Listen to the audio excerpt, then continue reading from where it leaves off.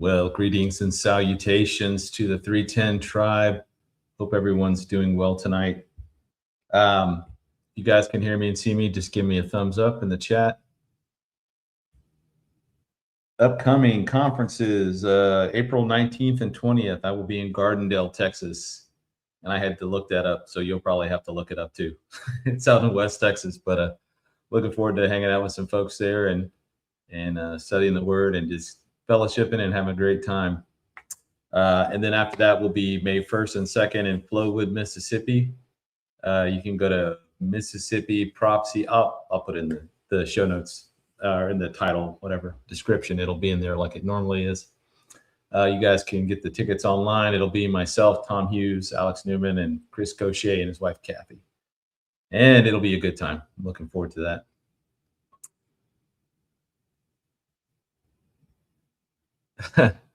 State says 5 hours. Yeah, it's going to be I'm going to drive that one.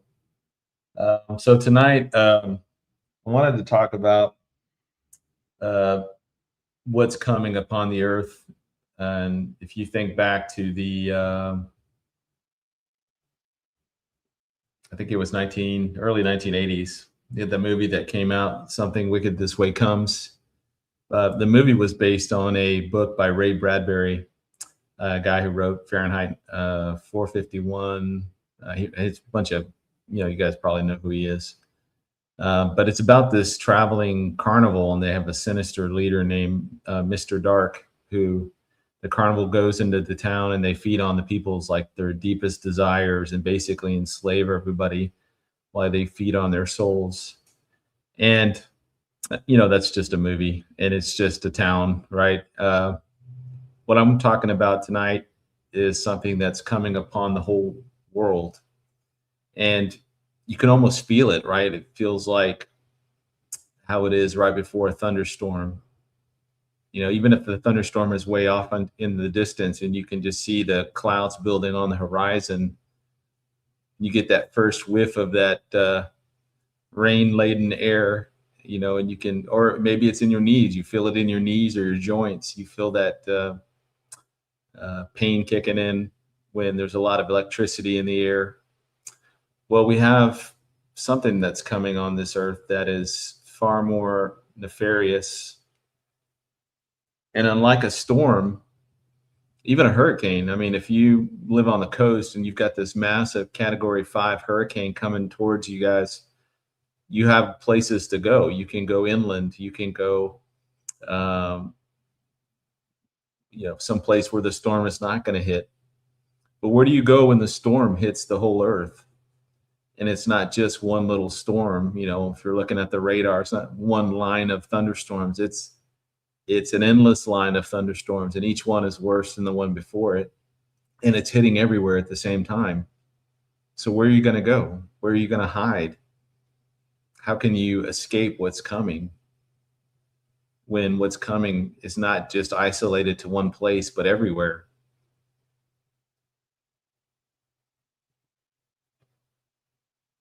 What do you do when there's no help coming? And not only is there no help coming, but there's no help coming. There's no firefighters, there's no police, no ambulances. Even your neighbors won't help out. Everybody's bunkered down and locked tight into their homes or apartments or wherever. Nobody wants to go outside. Nobody wants to open the door because of what might happen.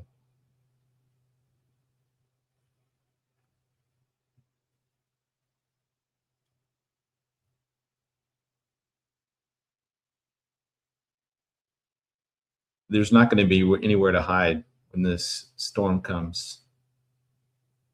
There's not going to be any mountains high enough or caves deep enough, bunkers strong enough. And the only way to be kept safe from it is to be kept from the very hour that it's going to hit the earth. And we get that promise in Revelation 3:10. The only way to be kept safe is to be removed prior to it coming. And this system, well, it's more than just a system. It's more than a government. When we read Revelation 13, we recognize that it's like a tripod, if you will. And the three legs of this coming government is going to be, I mean, it's going to be political, it's going to be economic, and it's going to be religious. And it is going to devour the whole world and trample it underfoot. Every system, every government, every constitution, every law, every technology, everything is going to be brought under its control. And it really will be the worst time that mankind has ever seen on planet Earth. I mean, the Third Reich has nothing on what this new system is going to be able to bring to bear on its populations. And it's fascinating to me that this warning has been there for thousands of years, but it has never been actualized into real technologies or real systems or real attitudes that are now permeating not just Western civilization, but really both Eastern and Western civilizations. And we're going to talk about the foundation for what's being constructed for this government. Let's just kind of play a hypothetical game here. Let's say that you were a time traveler and you were able to go back to the year 1931, late 31.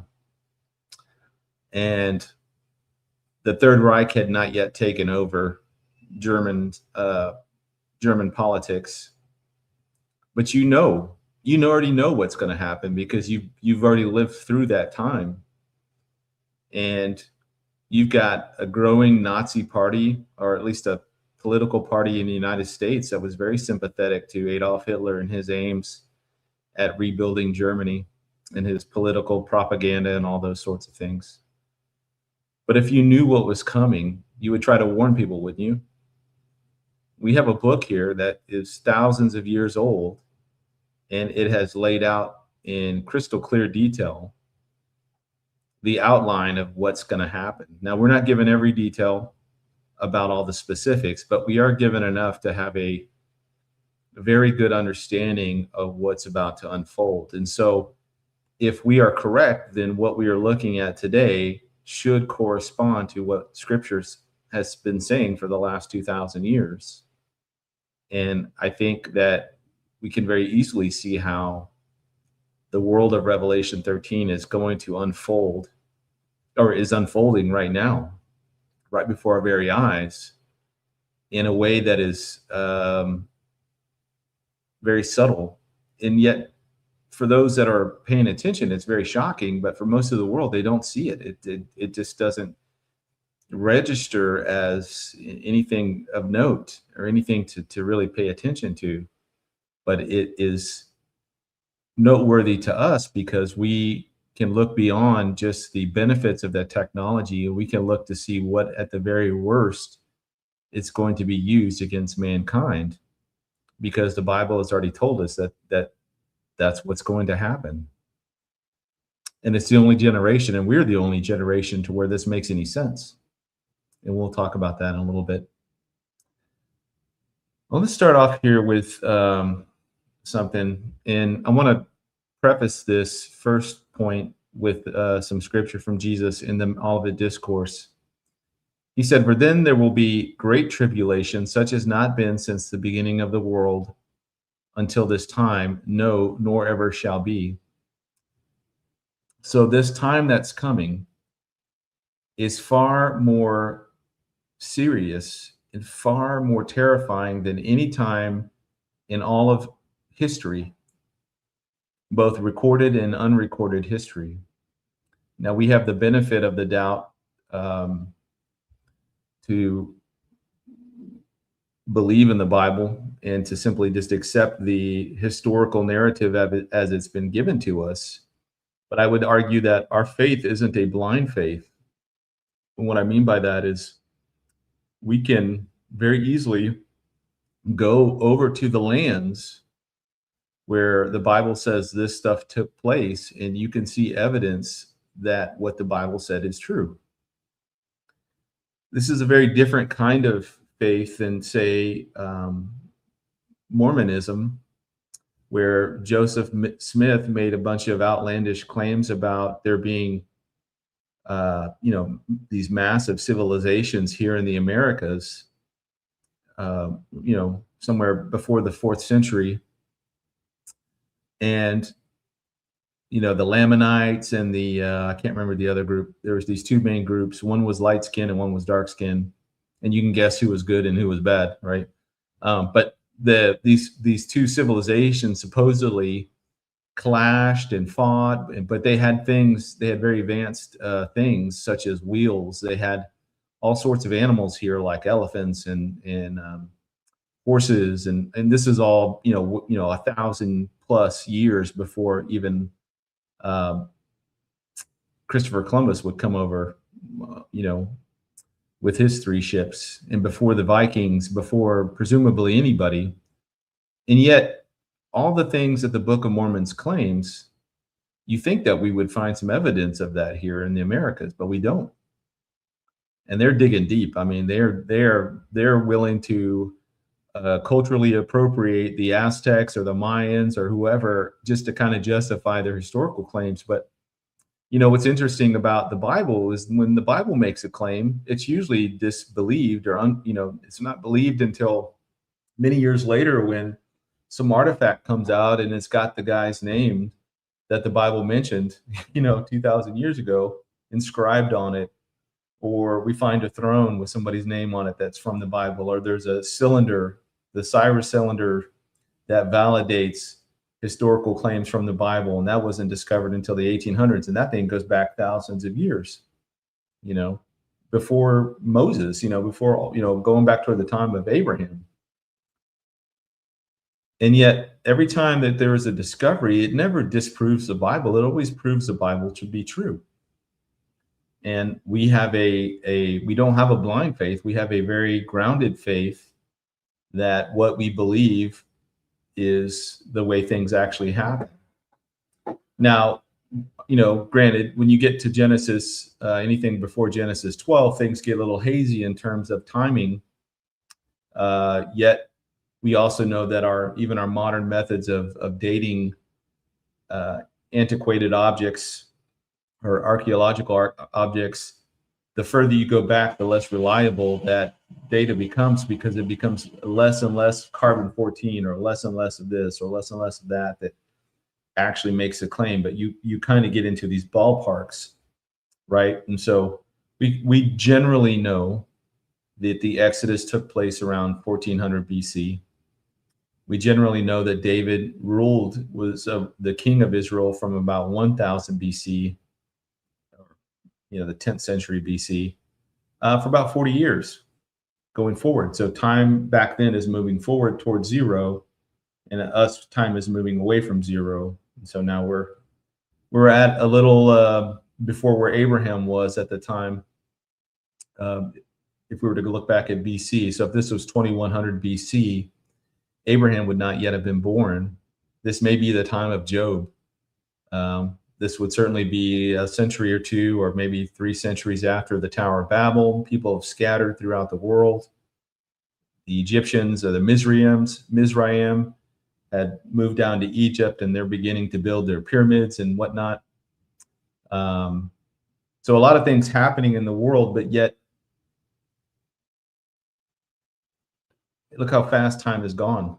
It's 4,000 years ago when we're talking about. All that to say that all that time, whether we're talking about the flood, we're talking about World War II, we're talking about the plague, the Inquisitions, the Crusades, the Genghis Khan raids that conquered most of Asia, half of Europe. I mean, you can think about the worst times in both secular history and biblical history. Excuse me.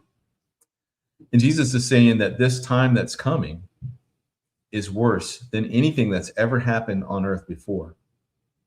So I don't want to undersell the magnitude of what's coming upon the earth. It's going to be a very terrifying time to be alive, and to find out if you're here after the rapture, and you know what just happened after the rapture, you're going to be in for some very dark times ahead of you. Now, I was listening to Glenn Beck, I think it was sometime either Friday or maybe it was this program today, but he's talking about the end times, and he's talking about, he feels something. It's something that's coming, and it's heavy, and every faith system is all kind of pointing to the same time period, whether you're Muslim or Hindu or whoever, Christian, you're seeing these things happening in the world, and it just seems something's off. Something is not right. There is it's this storm. It's this storm, this metaphorical, you want to call it metaphorical, but we see it on the horizon, and we see the clouds growing darker and more ominous. We pull out our little phones and we look at the radar, and we can see this massive, just red and purple storm as far as the eye can see on the radar going back, and it's coming, and it's not going to relent, and it's not going to slow down, and it's not going to change course. It's coming. So if it's coming, we should see signs for that. So that's what tonight's really about. It's talking about the things to be looking at as we approach this coming end of our age. Now, I want to start off with people first. And when you go back to Matthew 5 and you go back to the early chapters of Matthew 3, Jesus is baptized. And, Matthew 4, he's in the temptation. In Matthew 5, he has the Sermon on the Mount. And Jesus came first for the lost sheep of the house of Israel. We see that in Matthew 10 and Matthew 15. He says it very explicitly twice. He came to offer them the kingdom, this kingdom that had been talked about throughout the Old Testament. And the time was right, and he was on time, and he showed up. And as his ministry is beginning, he begins to tell people what it's going to take for them to enter into the kingdom. And thus we get the Sermon on the Mount, blessed are the poor in spirit, blessed are the peacemakers, on and on, right? He goes through this laundry list, and he's starting to talk about things that are really upsetting the Pharisees, that it's not just looking at a woman in lust, or it's not just looking at her or being with her that's adultery. It's looking at somebody with lust, and that's equal to adultery. That's not just hating, or killing your brother is not just murder, but even if you hate your brother, that God considers that murder. And very quickly, his message was highlighting to them that they were not a people fit for the kingdom. And they quickly rejected his message. And thus we see that throughout the last half of his ministry, his tone shifts. And especially as he gets closer to the end, he begins talking about his upcoming crucifixion to his disciples. They didn't really understand what he was saying, because they're thinking he's the Messiah, he's bringing the kingdom, it's all about to happen. And here he is talking about, well, first, the Son of Man is going to be betrayed and crucified, but on the third day he'll rise again. And it was a very conflicting and confusing message for them, I'm sure, because he was the Messiah. But before his crucifixion, we have the Olivet Discourse. And in there, Jesus makes mention of one of the most prolific signs that's going to be around in the last days, and that's going to be deception. Note here in Matthew 24, 4 and 5, Jesus answered and said to them, "Take heed that no one deceives you, for many will come in my name, saying, I am the Christ, and will deceive many."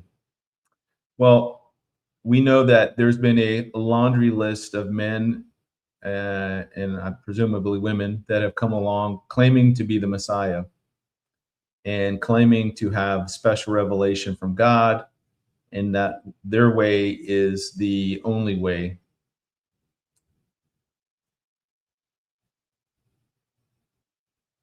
And it's not just that the people are coming along claiming to be Christ, but there are people coming along offering up an alternative to what the Bible says is true and what the Bible speaks of for salvation and for creation and for really the biblical truth that God has established in his word. So, for example, we have a guy named Charles Lyell who came around in the early 1800s, and he began promoting this idea of uniformitarianism. And it spoke of these long ages that the world has been there and that the world is slowly changing over time. And all of these processes are very gradual, taking perhaps hundreds of thousands to millions of years.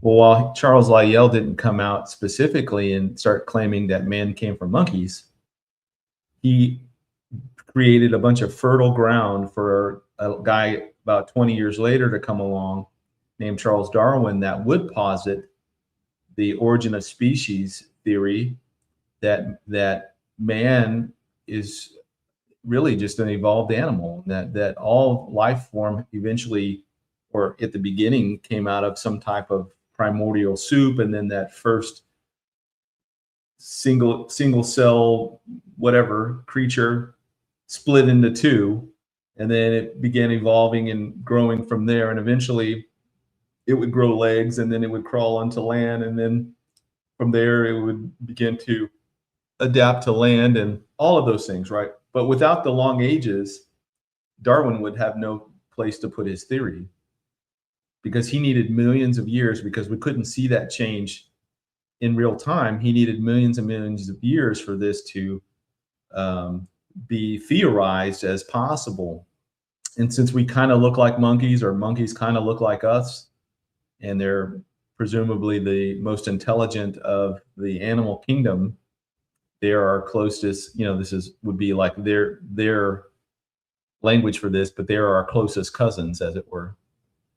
But out of Darwinism, we get another guy named Herbert Spencer, who would later on, about 20 years after Darwin, would begin promoting this thing called social Darwinism. Not 20 years, less than 20 years. And he applied the same type of survival of the fittest to the different races. And obviously this has some very implied negatives associated with it, things like eugenics, imperialism, the Nazis, Aryanism that would later come.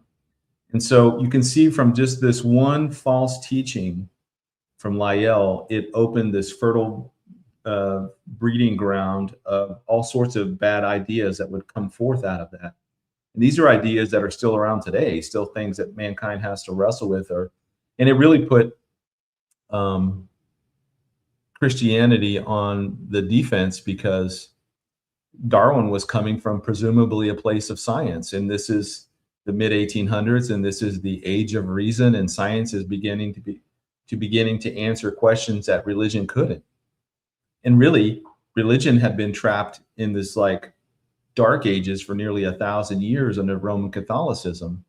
And it wasn't until Martin Luther came along in the 1500s that he challenged the status quo and created this, what would become the Protestant Reformation. And it would strip away, the monolithic power that the Roman Catholic Church had over all of Christendom. And so you have the secular stuff happening in the background and all around in academia, the universities, and even the seminaries would begin to adopt these scientific theories as true. And it began to erode biblical authority. It began to erode people's trust and faith in Scripture. Now, politically, things also began happening in the Age of Reason. Marxism came along in the mid 1800s from Karl Marx and Friedrich Engels. You had socialism, which was a earlier development that came out of the French Revolution under a guy named Francois Gracchus. I can't say his last name, Babeuf. Secularism, again in the 1800s, was really popularized by a guy named George Holyoake. Scientism, 1800s, this was a guy named Auguste Comte. I guess he's called the father of positivism. which is another way to say scientism, that science has all the answers and that science will eventually replace religion in terms of being the ultimate truth presenter for mankind. In the 20th century, we had communism that was kind of brought to the forefront by a guy named Vladimir Lenin, and that was then further perpetrated by Stalin and Mao Zedong. You had fascism and corporatism, which, you know, surprisingly enough, really began under Benito Mussolini, and then Adolf Hitler would later adopt his form of fascism into the Third Reich. And if you looked at the economics of the 1930s, from like 33 to 36, I mean, really 37, Germany was on a rocket. I mean, their economy was taking off like crazy, and that's why so many Americans who were just in the midst of and coming out of the Great Depression looked at what they were doing as something that was good. And for Hitler and his plan, the reason it was so successful was because it was a 4-year plan. They didn't have any design beyond 4 years, because at the end of the 4 years, they thought they would be militarily strong enough to begin taking from their neighbors, and which they did, right? So you had fascism kicking off in the 1920s and the 1930s. You had commercialism kicking off in the West, in America, by guys like Edward Bernays and Bruce Barton, who began to who really were the fathers of advertising, marketing, you know, all that stuff that would really drive for the economy for the next, you know, 20, 30 decades, or 20 or 30 decades. No, not 20 or 30, 10 to 15 decades, you know, coming up here into the 2000s. You had moral absolutes being replaced by fluid, self-defined ethics. Things like hedonism, pluralism, nihilism, scientism, secularism, humanism, all the isms were beginning to come to the forefront in terms of prominence. You had an increasing marginalization and hostility toward biblical Christianity. Think back to the Stokes trial, the 1920s, where, you know, really, and I'm blanking on the guy's name, the guy that was arguing on for or against evolution, but he lost that trial pretty spectacularly. And that was pretty much used to rubber stamp science into education and God and Christianity out of education. That was kind of the initial dividing point right there. Obviously, you had guys that were very influential in the education systems, like John Dewey, and he was an out-and-out atheist, hated God. You know, so these are the people that were steering our education, as well as in the 1920s, you had the, I'm blanking on this too, the socialist group that came out of Germany, and they came to Brown University, and they set up shop in the 1920s. If somebody in the chat can help me out. I can't remember. Glenn Beck's talked about this for years and years, but they brought over this form of socialism that has eventually become progressivism, which has been adopted wholeheartedly by one of our political parties today, the Democrat Party now of the 21st century is far different from the Democrat Party of the 20th century.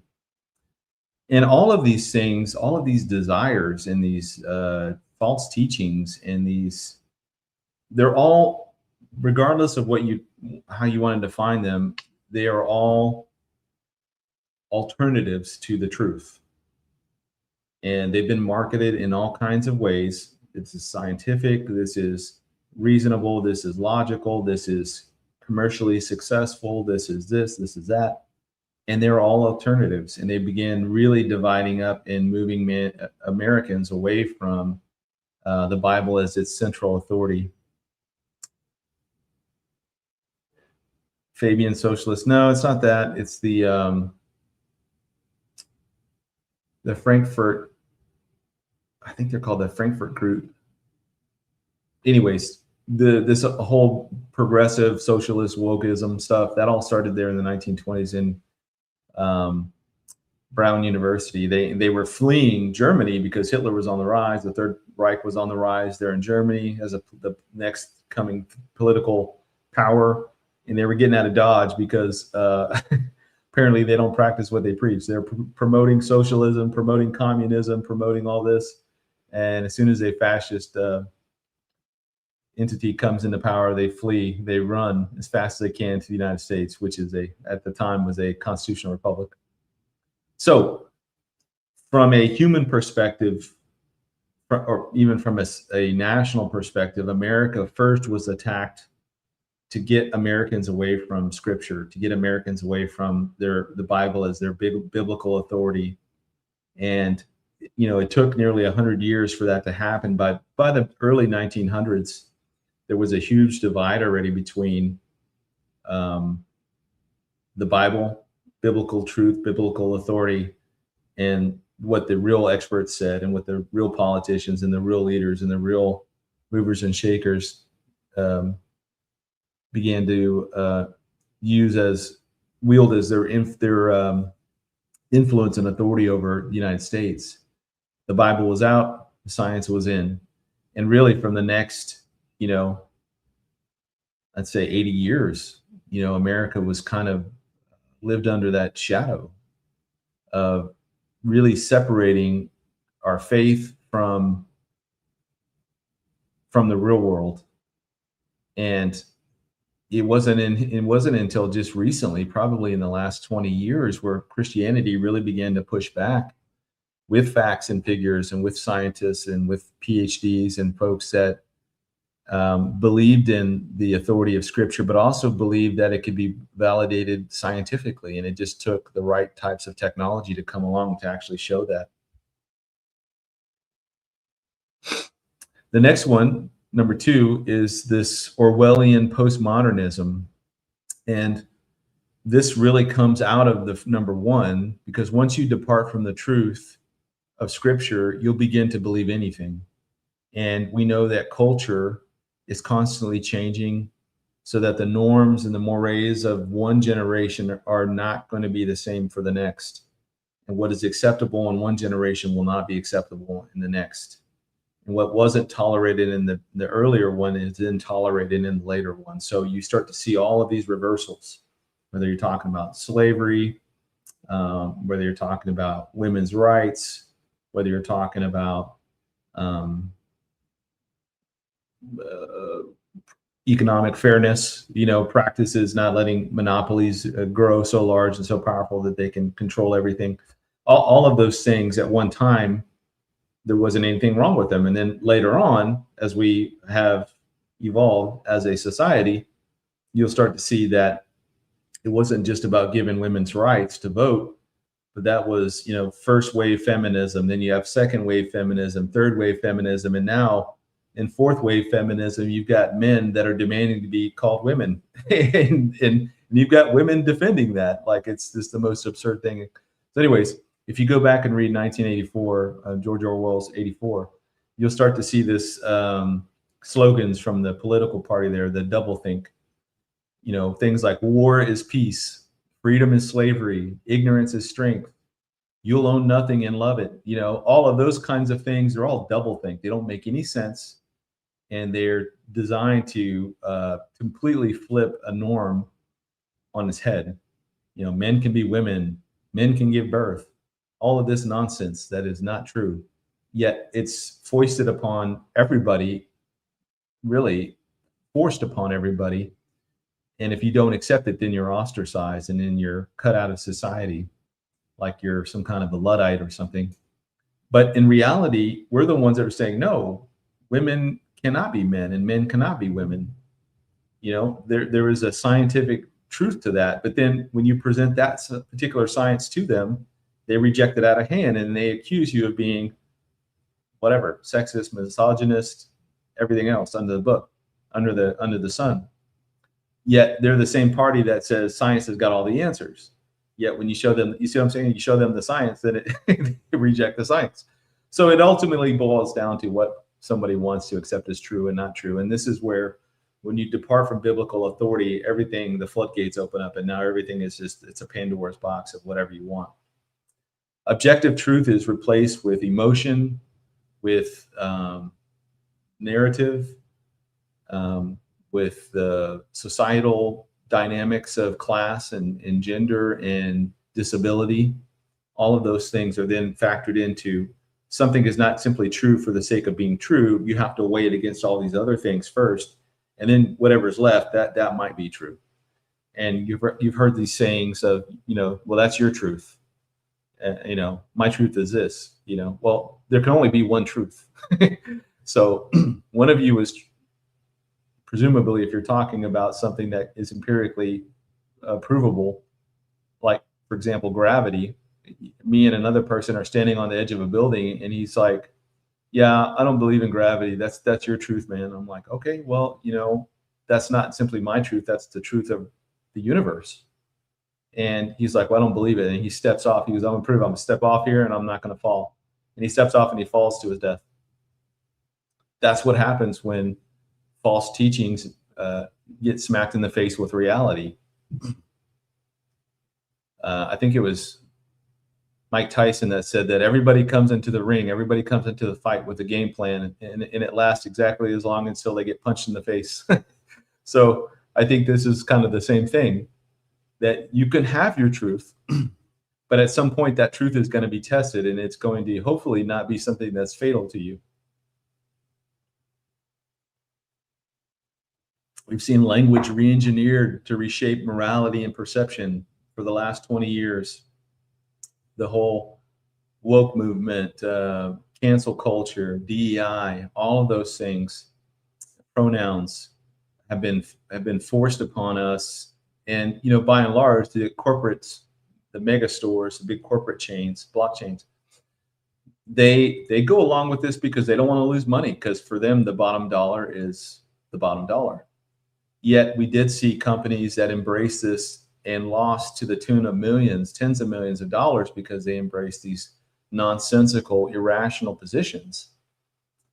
And I was asking the question, why? Why would these people that are driven by money, they're driven by percentages in the stock market portfolio, why would they willingly commit economic suicide in order to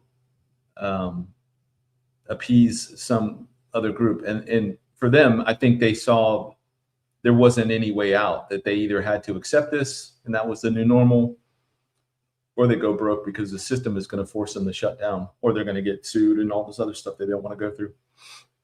So they chose the easier of the two options. Instead of standing their ground and saying, no, this is our company and this is what our company stands for, they bent the knee to society. And the society, again, everything is shifting back and forth, because now mankind isn't anchored to the rock of scripture. He's free floating in whatever direction the wind blows.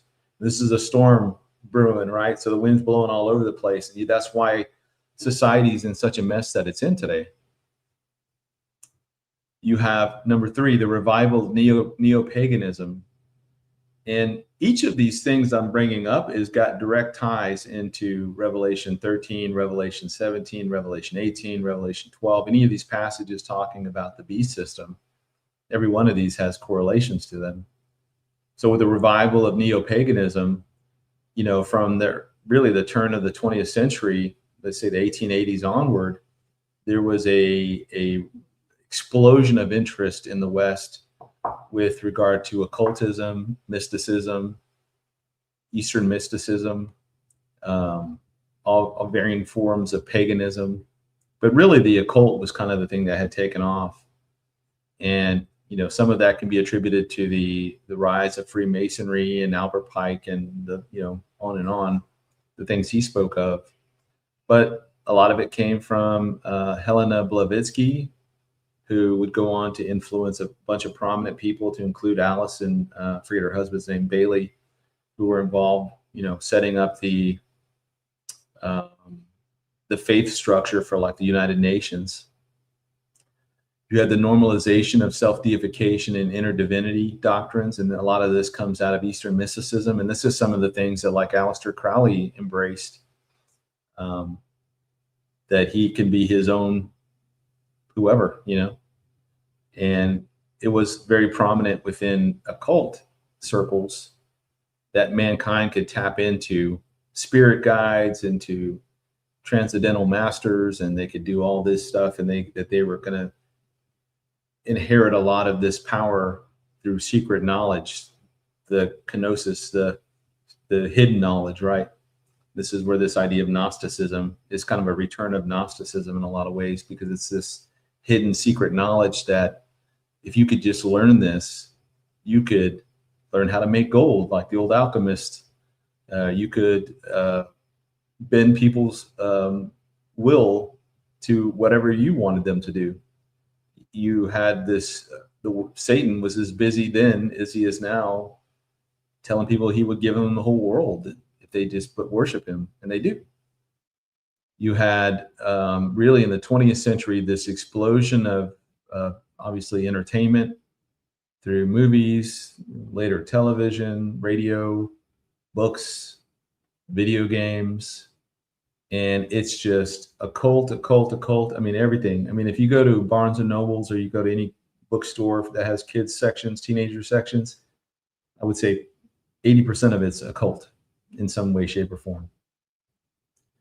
Oh, I mean, even more saturated. If it's not being saturated with the woke, alphabet soup, HD TV, LG TV, whatever, topics, the rest of it's just saturated with the occult. We had movies, very prominent movies that came out from the 60s and 70s and everything since, Rosemary's Baby, The Exorcist, Harry Potter, Stranger Things. Every decade has had some sweeping new ancient pagan thing that somebody dusted off their shelves and took all the dust off and blew on it and said, all right, let's bust this out. This is Thor, God of Thunder, or this is, whoever, Mephisto, or Harry Potter, or, whatever. These things are shaping culture in a very negative way. And they seem harmless usually in and of themselves. But when you see that it begins to open doors to other things, just like Charles Lyell's theory of uniformitarianism opened the doors for Darwin, opened the doors for Herbert Spencer's social Darwinism, and everything that followed since. You can see that opening the door for, like, say, Harry Potter, or for Stranger Things, and that opens way more doors. It's going to open these doors, and everywhere you turn, every direction you go, there's going to be everything within the occult is injecting itself into our everyday life. And even things as innocuous as the NASA missions. They name all their missions after, like, I think we're getting ready to send up some people around the moon for Artemis, or what were the lunar landings, or the whole series that, I forget the series that was NASA's used in the past, but it's always like Greek gods, Roman gods. It's never anything biblical in a good sense, right? Number 4, signs in nature. Creation is groaning under I think it knows that its time of deliverance is coming. In fact, Romans 8 talks about this, that creation groans waiting for the return of its creator.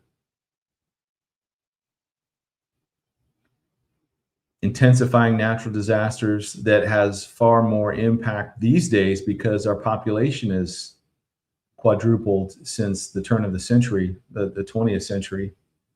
Earthquakes, floods, tsunamis, wildfires, cosmic upheaval, seasonal extremes, all of that is impacting more and more people because more and more people are living in more and more condensed urbanization pockets. And a lot of people are living along the coast now. More people live along the coast than, I think, pretty much, if you look at every city in the world, every major megalopolis that exists, they're generally along the coast somewhere.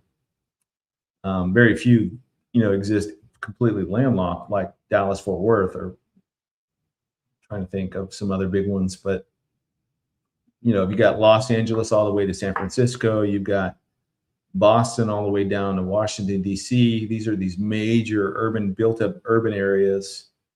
And And it's not just here, it's all through Central America, South America, around the world, Africa, Europe. I mean, all the major cities seem to have some type of tie-in with the coast.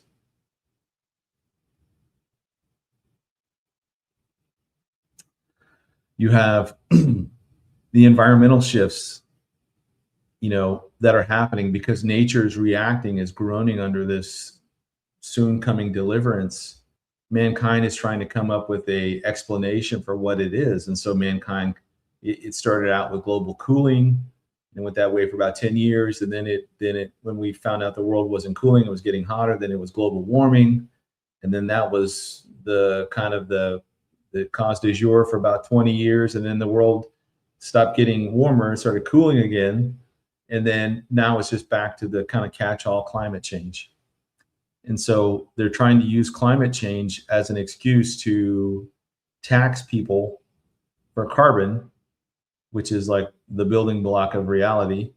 And they're trying to implement sweeping economic, political, societal controls in ways that mankind has not seen in, at least not anybody not living in North Korea has seen, or China. Basically making everybody live in these 15-minute cities. You've got to drive a certain car. You can't eat certain food. You've got to eat these bugs because eating cows is harmful because cows have too much gas or whatever. We need to get rid of all the cattle, and people are reduced to eating bugs and plants, grass and plants. So that's basically where they're trying to take mankind. Yet there's still a significant amount of pushback everywhere around the world against these types of initiatives. Everywhere they're tried, they fail, and they're very unpopular, and they are very quickly changed to something else. We've had unusual celestial and atmospheric phenomena happening like crazy. Just here recently, all these flaming fireballs coming throughout across the United States, hitting all over the place. And it's not just unique to the United States. I mean, this happens all over the world. But the sky trumpets, the earth groaning underneath us. I mean, people are recording sounds of the earth groaning. You've got the extremes in the systems. And a lot of that has to do with, I think, under the Antarctica, there is volcanic activity that's heating up and causing the ice to melt. And that ice is then being released in the form of gas. And all that trapped carbon that had been trapped under the ice for centuries is now being released and put back into the globe's atmospheric systems, like the El Niños and La Niñas. And it's causing these systems to become very stronger and more intense, because it's like adding fuel to a fire, right? It's just this release of, I don't know what the exact amount is, tens of thousands of square meters of, carbon being automatically pumped back into the atmosphere where it had been trapped for centuries under the ice. And I think that's why it's causing the El Niños to be stronger and the La Niñas to be stronger. And these weather patterns, even on your traditional, spring thunderstorms, seem to be more intense. Like last year, where you had these just outbreaks of tornadoes, like 20, 30 tornadoes in just a couple of days. And it seems a lot stronger than it did, at least when I was growing up, and a lot more frequent than when I was growing up. But I don't think it has anything to do with global warming or global cooling. I think that there is obviously magma and all sorts of activity going on underneath the Earth's crust. And as things shift and move, that magma comes out and it begins to melt the ice. And that ice melts all the minerals and gases and everything else that was trapped for centuries. And then that stuff gets released back into the atmosphere and makes its way up to the equator. And then it fuels those systems that are moving around and move around every year. And it just makes them stronger. And I think that is a sign of things, that things are going to continue to become more intense, because when Jesus said that there were these signs that he lists out, wars and rumors of wars and earthquakes and pestilence and all manner of, source of natural calamities happening, that they would come like birth pangs, in that they would get stronger and faster and stronger and faster and stronger and faster, and there wouldn't be any relenting until the very, very end. And that end, I believe, is at the second coming. But from now until then, I mean, things are going to continually get worse and worse. And when you add on to the fact that there's more people on the planet, and these people are generally living very in condensed situations along like Rio de Janeiro or places like that, Tokyo and Singapore and Hong Kong. I mean, when these things happen to these megalopolis cities along the coast, they have way more casualties. Think about the tsunami back in 2005. I mean, that was like 300,000 people that died.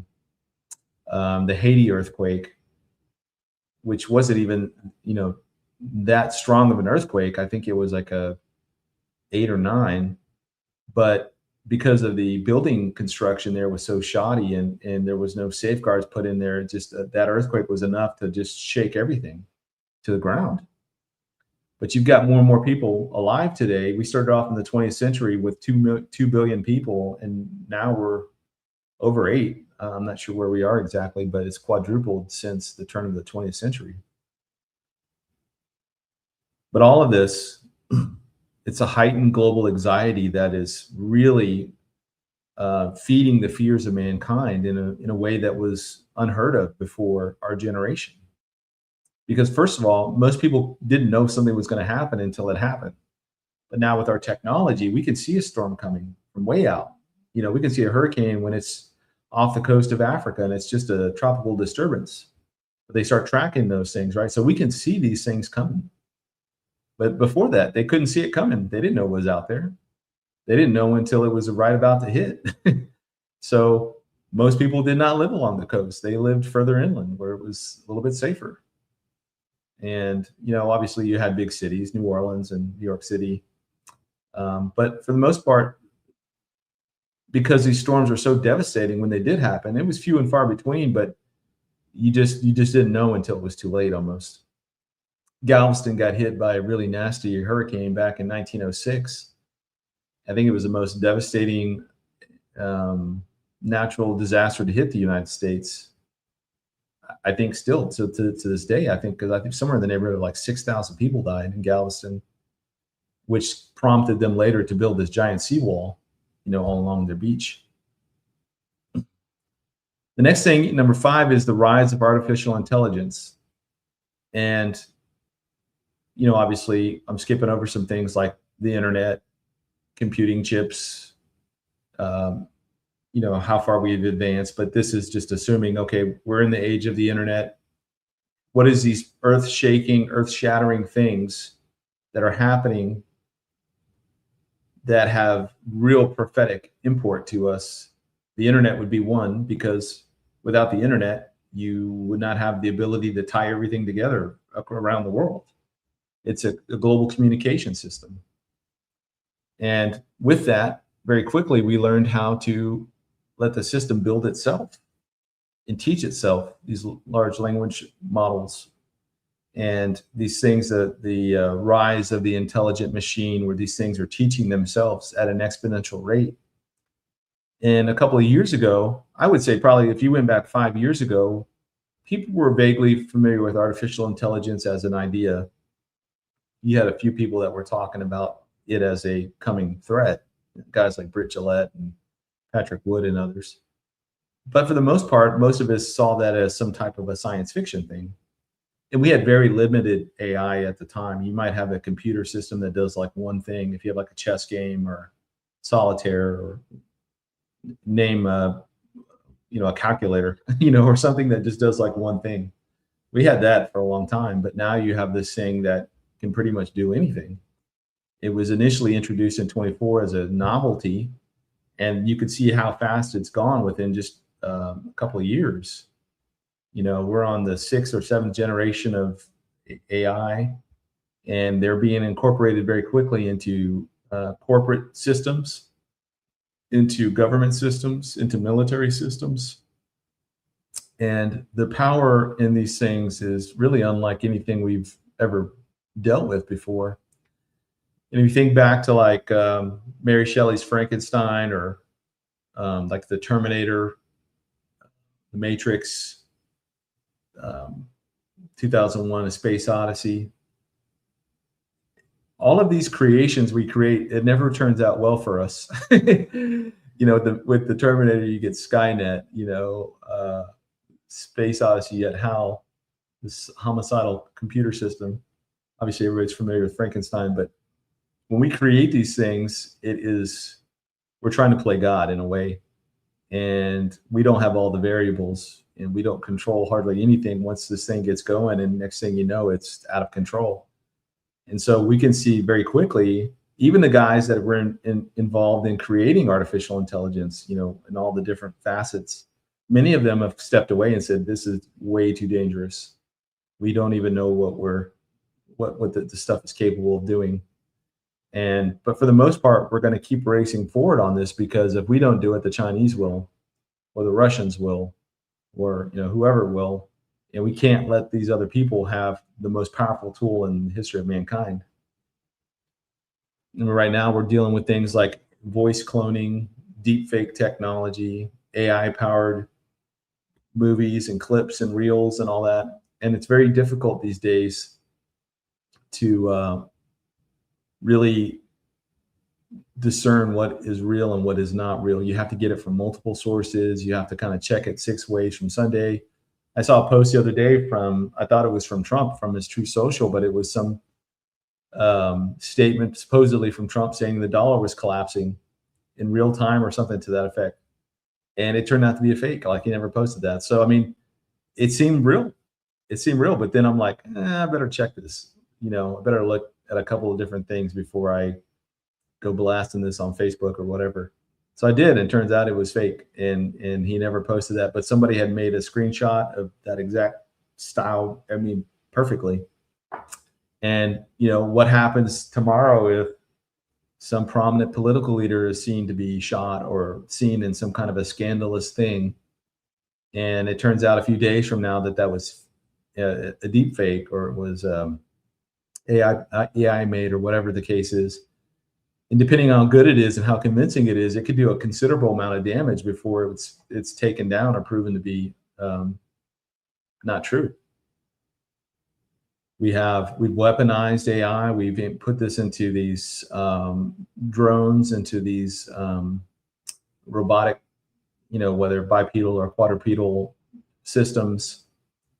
And we've given them the ability to kill, and we've also given them the ability to make that determination themselves without a human involved. These are called lethal autonomous weapon systems.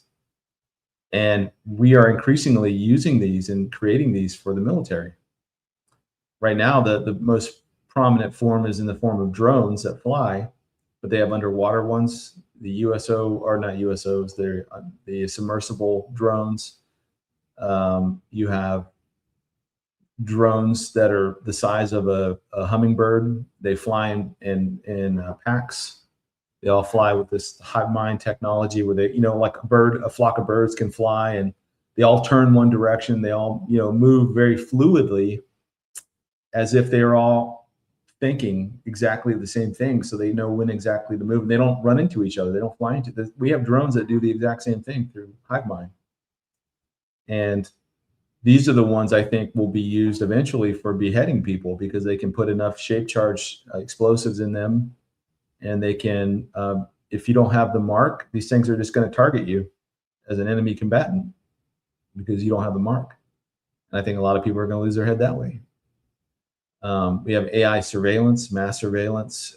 You know, we had a lot of surveillance before, but we didn't have the manpower, or the mind power rather, to, you know, sift through countless hours of videos and this and that and the other. Well, now AI can do all of that very quickly. It can detect patterns. It can detect oddities, things that stand out that a normal person looking at a video feed may not pick out. This systems will pick those things out very quickly. You know, we have facial recognition. We have eye scanners, we have palm scanners, we have cameras that can detect how you walk and figure out who you are very quickly from just how you walk and how you move. We have satellites that can read the newspaper. You know, if you're sitting outside on your porch, it'll read your newspaper, the title and the headline of your newspaper. I mean, like that's how good these cameras are. They've got cameras that can see into buildings. So depending on the amount of Wi-Fi that's available, they can use Wi-Fi as a way to look into buildings. We have all the internet and digital monitoring. So anything you do online is being recorded and stored away. That's why they need all these massive data centers. So they can store all this data and this metadata, and then they can use AI systems like Palantir to sift through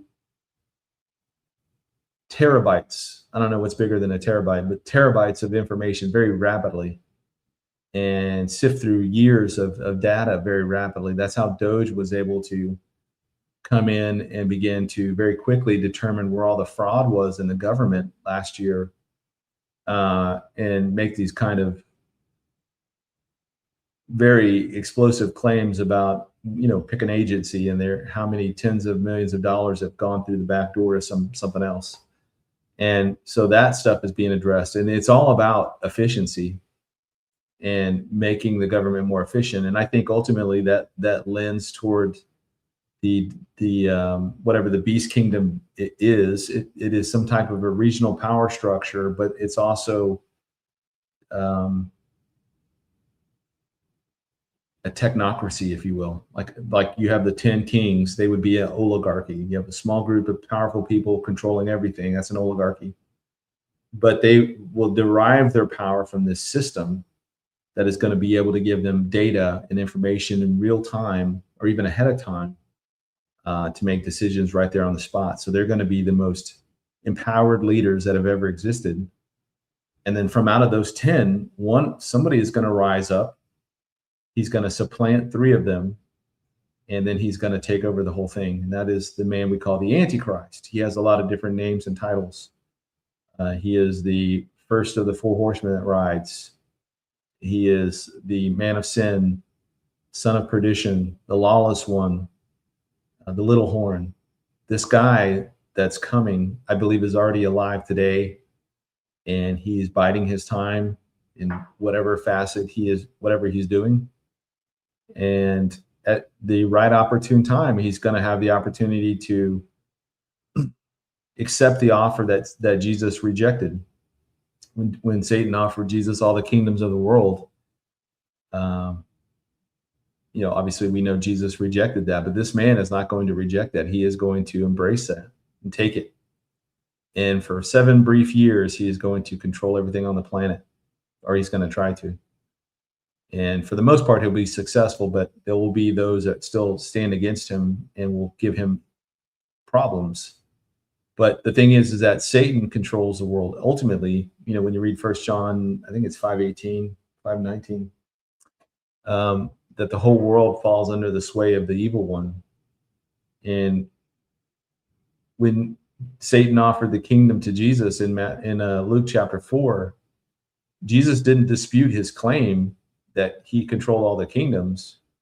Rather, he told him, you know, thou shalt not tempt the Lord thy God. And he rejected him with scripture.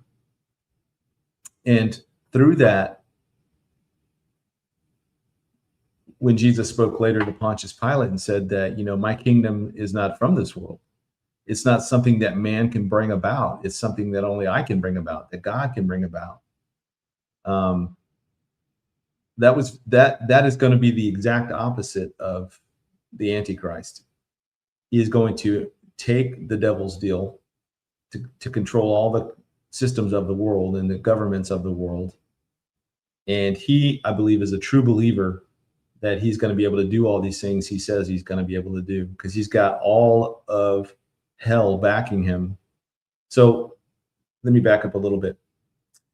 If there's only one truth, right, and truth is not subjective truth, there's clearly objective truth.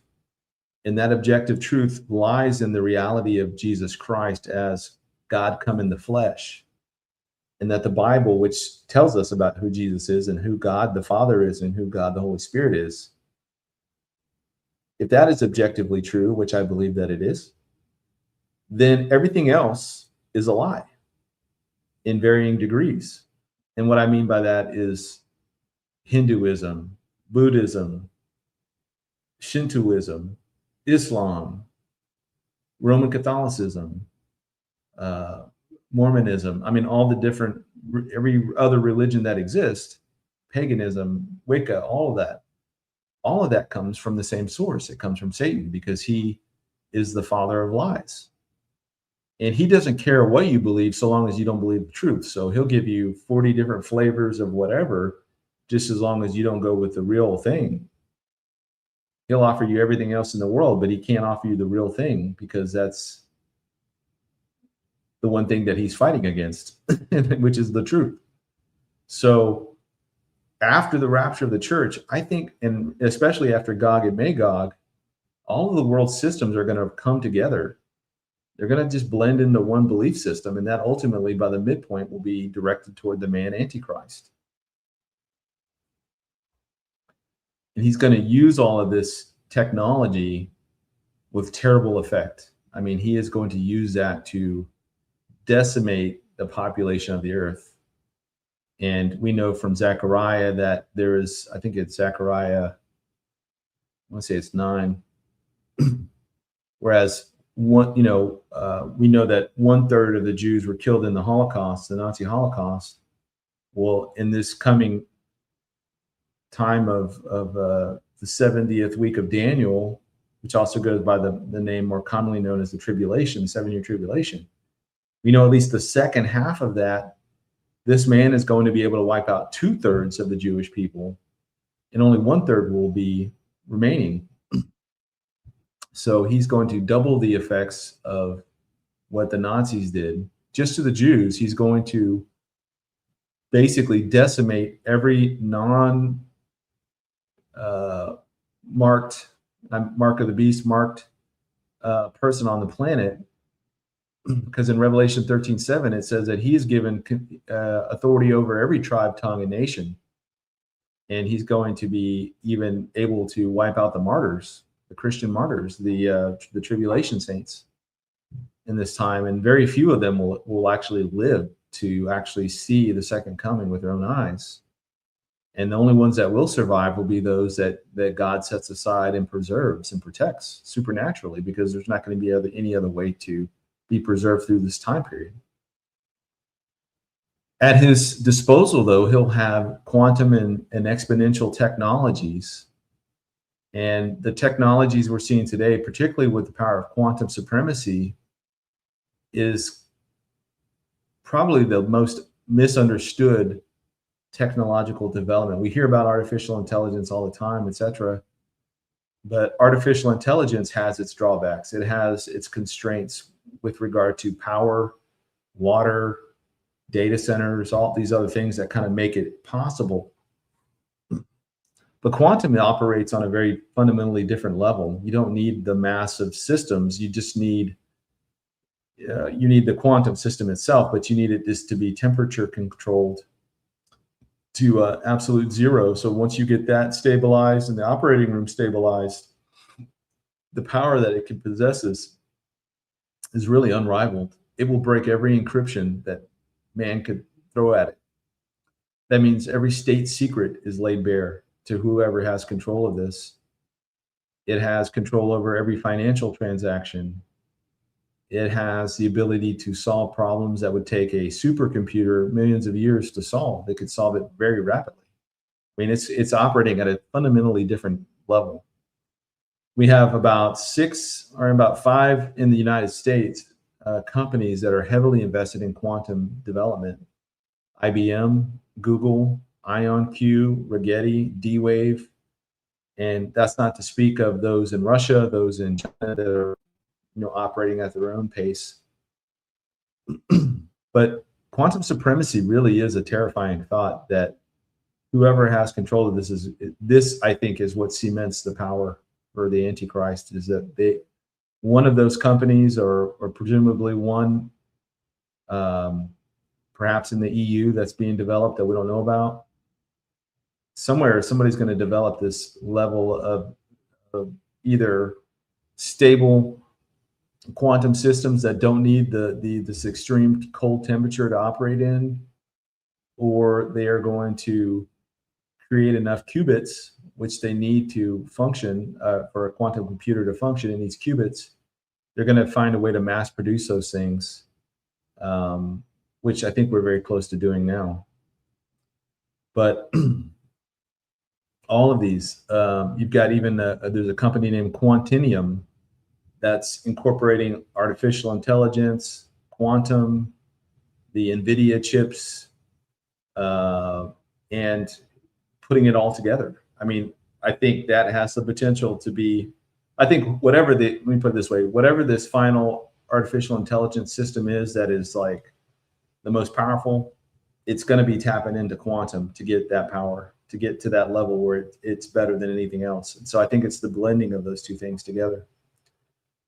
The last thing I think that we're seeing that is pushing us into the world of Revelation 13 is this monkeying around, so to speak, with genetics, genetic manipulation, and even surveillance.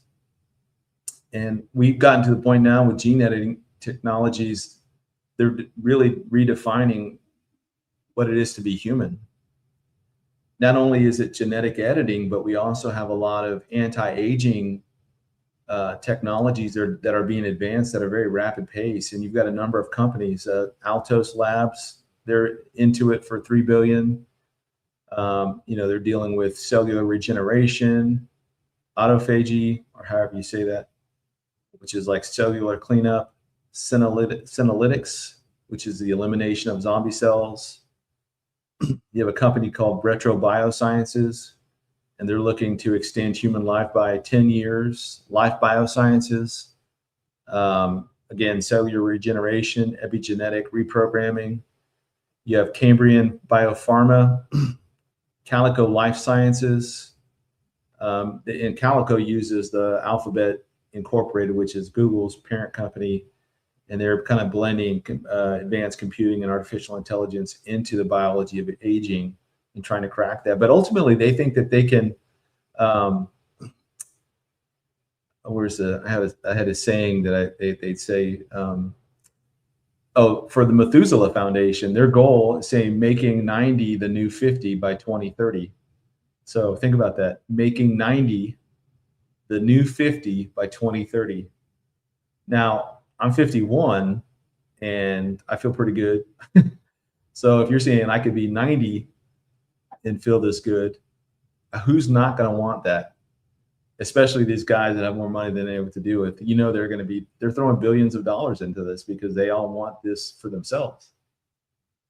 You've got, you had that audio recording of Xi Jinping and Kim Jong-un and Vladimir Putin. I think they were in China walking, and you're able to pick up the audio from what they're talking about.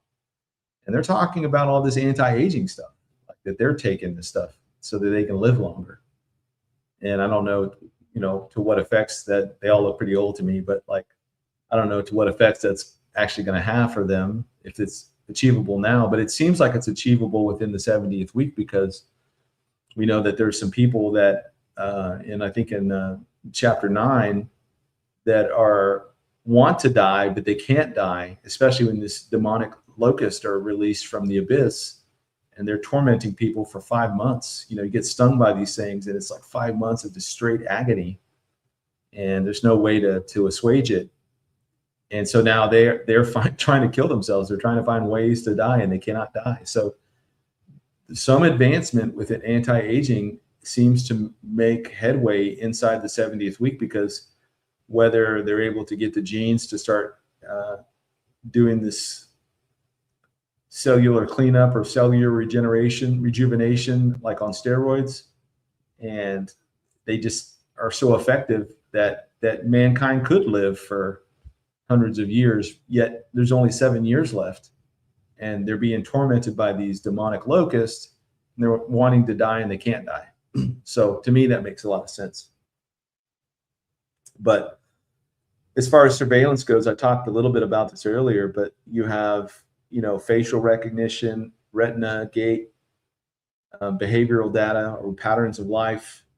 These are all ways that are forms of biometric tracking. And the biometrics, if there's anything that came out of the war on terror, the last 20-year war on terror, is biometrics development, because we use that in Iraq and Afghanistan when you're going through different villages and you're taking photographs of people and your fingerprints, all the kind of points of interest that you would need for biometrics. You had to, because everybody was named Muhammad and they all kind of look the same. And you're just like, okay, everybody's dressed the same. Everybody's got the same name. How do you sort this guy out from that guy? Who was the one that set the ID last week? And how do we determine if it was this guy or that guy? Well, you start using biometrics, and that's really where we perfected that. Lastly, you have the rise of digital currencies. And whether we're talking about, all the different kinds of blockchain, Ethereum, Tether, Solana, USD coin, stablecoin, or just the Bitcoin in general for cryptocurrencies, you also have about 130 nations right now developing their own versions of central bank digital currencies. So for the first time in man's history, are we going to tie all of our currencies into the same system, which is, the internet, right? And we know that currently right now, Elon Musk has got nearly 10,000 satellites in space for internet, plus the potential to use those same satellites as solar radiation farms, if you will, solar farms up in space, beaming that down to the earth. So there's a potential that mankind does achieve some type of free energy going forward. But Elon Musk is the guy that's going to control it all, or whoever takes over for him if he leaves office or dies or whatever happens to him. If he's not the Antichrist himself, which I don't think he is, but you see how much power is being consolidated into the hands of one person. And that's pretty, if that person were so of the mind to be like a Joseph Stalin or Adolf Hitler or somebody, it could be pretty terrifying. And then we have, I think I put this in as kind of a bonus, but it's like the most powerful weapons that have ever existed and throughout all of human history. And I'm not talking about biological weapons, like if somebody unleashes the Spanish flu or something, but in terms of what we think of as like modern weaponry, Russia has 5 of the most powerful, US has 4, and then Israel has 1. So we know in Russia they have the Status 6 Poseidon. It's a nuclear-powered unmanned underwater vehicle capable of carrying a 100-megaton warhead designed to destroy coastal cities. Gee, I wonder if that's ever going to get used. Then you have the RS-28 Sarmat, or Satan II, which is another Russian ICBM. It's a hypersonic missile capable of delivering 10 to 15 nuclear warheads, potentially creating a 100-megaton explosion. You have Tsar-Bomba, which was also from the Soviet Union. It was the most powerful nuclear weapon ever detonated at 50 to 58 megatons, marking the peak of nuclear explosive testing. So for the United States, we have the B-53 nuclear bomb. It's a Cold War era bunker buster with a 9 megaton yield designated for massive service level destruction. We have the FOAB, which is the father of all bombs from Russia, the most powerful non-nuclear thermobaric bomb with a blast equivalent to 44 tons of TNT. You have the MOAB, the mother of all bombs, that's from the United States. It's officially called the GBU-43/B. This is a massive precision-guided conventional bomb. You have rods from God, that's the United States. It's a conceptual orbital system deploying tungsten rods from space to cause kinetic damage similar to tactical nuclear weapons. So imagine these metal rods, these tungsten rods being shot down from space at thousands of miles an hour as it goes through the atmosphere and catches fire and does what stuff does as it goes through the atmosphere. and then it pierces into a city or whatever it is that you're shooting at these things at. Yeah, it'd be a very bad day for anybody underneath that. You have the GBU 57. It's A/B Alpha Bravo massive ordnance penetrator. It's from the United States. You have the Iron Beam, which is Israel. It's a high energy laser weapon system designed to intercept missiles and drones and artillery. And honestly, I think that this technology is just beginning. I think it'll become much more devastating as it goes forward. Obviously, the United States has our own version of this, or what we want is the Golden Dome. And then the last one here is the 3M-22 Zircon missile from Russia. It's a hypersonic cruise missile capable of traveling at Mach 9, designed for anti-ship warfare. So with all that to say, we've never lived in a time like this where we've had these kind of weapons, this kinds of technology, this desire to unite the world under the same system, whether we're talking about digital currencies or the internet or everything accompanying space, artificial intelligence. We have nature itself is increasingly becoming unstable, and the disasters are becoming more cataclysmic when they happen, for population reasons, as well as just the fact that we've gotten much more invested into architecture above on the surface of the earth than we did 100 years ago. We have the rise of or the revival rather of neopaganism. We have Orwellian postmodernism infecting large swaths of Western civilization. And we have a cornucopia of deception that is coming from every different direction, whether it's academic, it's philosophical, it's religious, it's technological, political, economical. I mean, whatever way you want to look at it, their deception has permeated and corrupted basically every form and system that we have today. Whatever system you can think of, there's an alternative to that system that is like the direct opposite. that's you know, I shouldn't laugh at that, but it's sad, it's tragic that things have come out this way. But this is the way that Scripture tells us it's going to get worse and worse.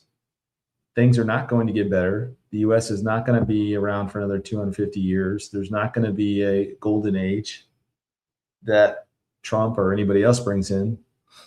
Well, there will be a golden age, but Christ himself will bring that in at his second coming. And we're really the only generation that has lived to see all these things. And they're all happening at the same time. And, it blows my mind that so many churches are so tone deaf to this that they refuse to talk about it. They won't even talk about major news that happens as it's happening from the pulpit, especially if there's any kind of religious or biblical implications to it. They just won't talk about it. And thus, the majority of people have to turn to finding their own resources, and they go online, they go on TikTok, they go on Instagram, they go on Facebook, YouTube, Rumble, all the major platforms, and they try to get answers for things. And if they have a good biblical perspective, whoever they're listening to, then they're in safe waters per se. But the overwhelming number of people out there talking don't have a clue of what they're talking about, and they're also deluded from some false teaching that they've embraced. Whether that false teaching is replacement theology, any varying shades of anti-Semitism, and if you look at all of the conspiracy channels that aren't overtly like evangelical Christian, if you look at the ones that are nominally Christian, I guess I could say that, they almost always steer off into anti-Semitism at some point, because then whatever their rabbit hole they're going down through, it always kind of ties in with the elders of the Zion thing, back in the 20th century, where the Jews are basically the masterminds of everything evil in the world. And that's what they the scrolls of the elders of Zion. I think that's what it's called. It's trying to make the scapegoat, the Jewish people, the scapegoat, and they're being blamed for everything. And so that is not in and of itself the origin source. The origin source, I think, comes out of amillennialism. And amillennialism teaches that Christ isn't going to return after, he's not going to come back at the second coming, and there's no millennial kingdom. And Christ is king, ruling in heaven right now. And on the earth, you have whoever, Trump, the Pope, the Ayatollah, whoever it is that you follow. There's your human leader that's leading you into some new age, right? They promised to give you.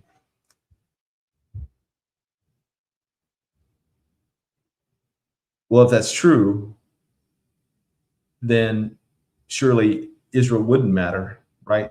They're just another country that exists right now that is having a bunch of problems that we shouldn't be responsible for dealing with. That's the general consensus of most of your right-leaning replacement theologians, that the Jews of Israel today are not the Jews of the Bible, so therefore they don't matter.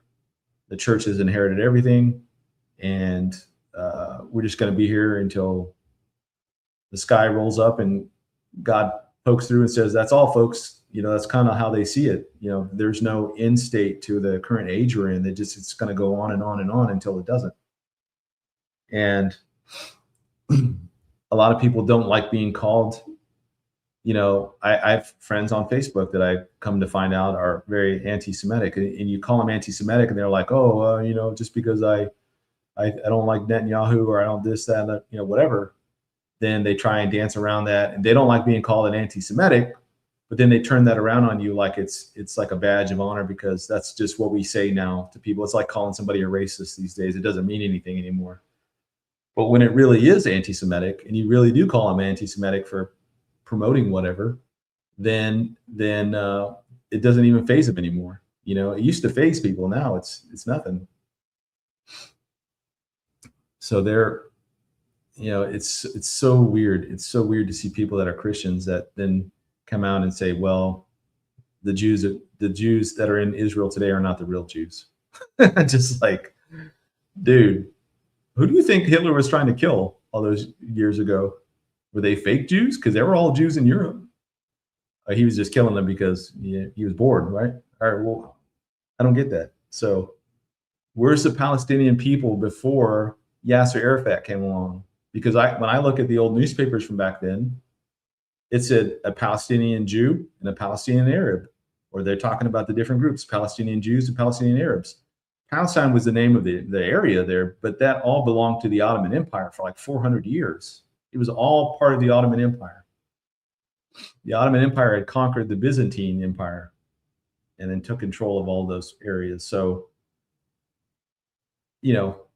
the idea that the Palestinians are the rightful heirs of the land is laughable, because they didn't even call themselves Palestinians back then.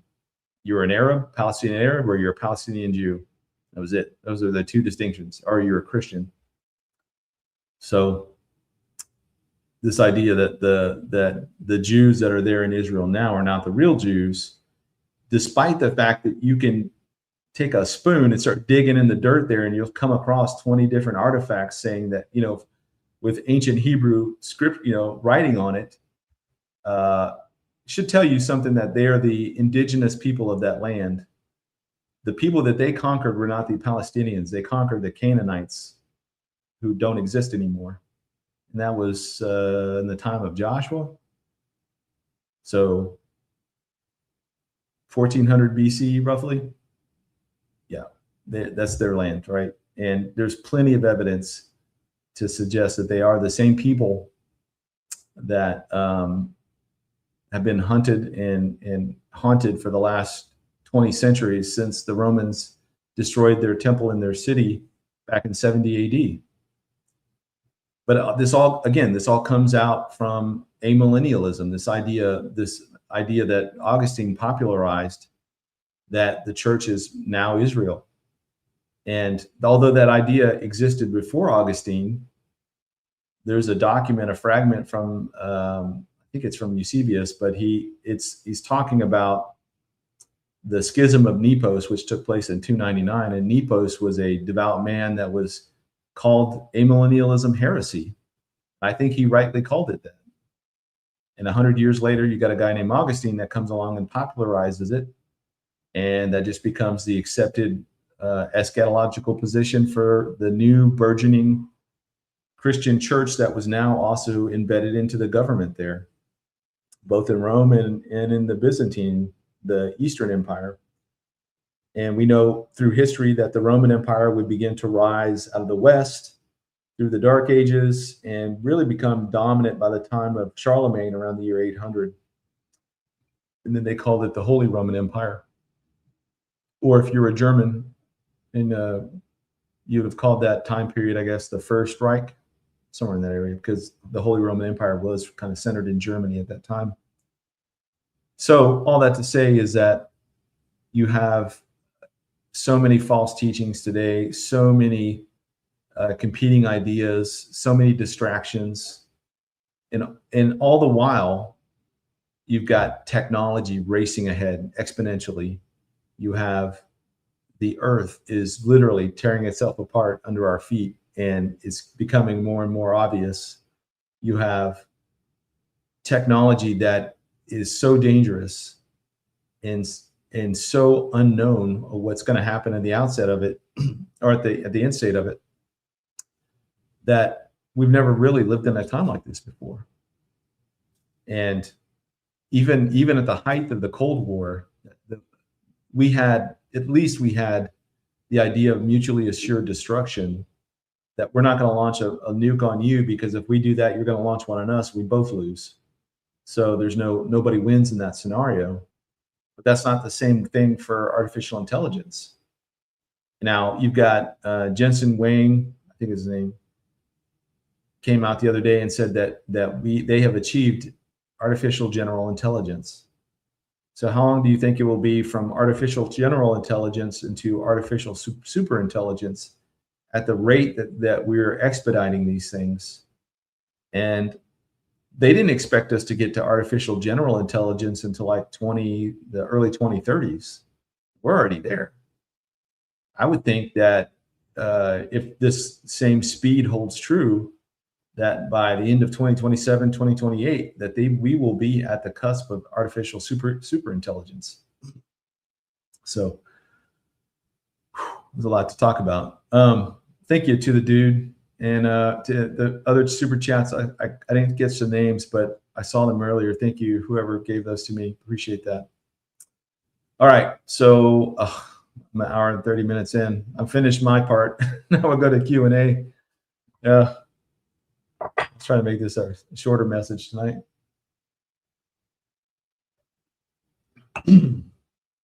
How's everybody doing? You guys holding on? And I have not looked at the chat.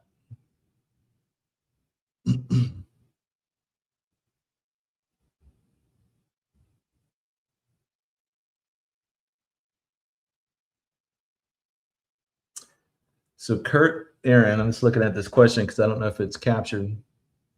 So this begs the question, I'll put it here. Why do certain people survive the tribulation and others don't? What deems them special versus the ones who get martyred? I don't understand this. I don't understand. Yeah, I don't either. And I don't know. Scripture doesn't tell us. Well, we know for the Jewish people, that we know specifically that in Revelation 7 that there is 144,000 and 12,000 from each of the 12 tribes of Israel that will be set aside, preserved. That these are the Jewish male virgins. I don't know how old they are. I mean, they could be 5 years old. They could be 25 years old. We don't know. But there's 144,000 of them, and they're going to be preserved for a particular mission. We know that there's going to be people that survive to the very end, because the tribulation saints that survive to the end will enter into the kingdom, and they'll be able to marry, procreate, etc., and keep going. Other than that, we know that a third of the Jewish people are saved. We aren't told exactly who they are. and we're not told who the Gentiles are either. But I think just looking at the percentages that's given to us in Revelation 6, as well as in Revelation 7 and 8, or 7, 8, 9, you have in the seal judgments, a quarter of the world's population will die. So just keeping it simple, if we have 8 billion people, a quarter of that is 2 billion people. So presumably by the end of the seal judgments, we will be down to 6 billion people on the planet. Now, this is not taken into account the people that were raptured, that were gone from before the seal judgments, and we're not talking about the people that die in the Gog and Magog war, as well as any of the other violence in wars and things that kick off. These are just particular to those judgments. So it could be that the world population by then will be down well below 6 billion people. And then out of that 6 billion, I'm just going to use 6 billion for the simplicity of it. Out of that 6 billion, a third are taken, die through the trumpet judgments. And so now you're down to what, 4 billion people? And then if you take into account those that will die in the bowl judgments, which presumably many will, because they're more severe than the trumpet judgments. And I think something that we don't think about a lot is that I think once these judgments are opened, we don't know how long they keep going. Like the 4 horsemen, I think, would ride throughout the entirety of the 70th week of Daniel, because we know the rider on the white horse does for sure. With that said, you have a half or a quarter that's taken from the seal judgments. That leaves you with 6 billion people out of 8. You have a third that die. And out of 6 billion, that leaves you with 4 billion. So by the time you get through the bowl judgments and then the thunder judgment, if the thunders are judgments, then that could take out another huge chunk of people as well. So presumably at the very end, you have the Battle of Armageddon, which decimates all the armies of the world. And I think what you're going to have is pockets here and there of people that survived through whatever means God's allowed them to survive. And either they will enter into the kingdom in their physical bodies, but like a renewed body, so that they could live for centuries, that they're not going to die in their physical form, but they'll be able to procreate. And that's what we're going to see the world's population really explode in a way that the world's never seen before. So the only other kind of scenario that we could compare that to was when Noah and his family, his wife, and then his sons and their wives left the ark. That was 8 people that, repopulated the earth. Or you can even go back to Adam and Eve. I mean, 2 people. By the time that Noah's flood happened, I mean, estimates are that there was somewhere between 6 and 20 billion people on the planet at that time when they died, when the flood came. So, oh, wow. Doxologia, thank you very much. Appreciate that. Salvation Talk, thank you. The Celine, thank you very much for that super chat. And to the dude, appreciate you guys. All right, so let me go to my Q&A section here.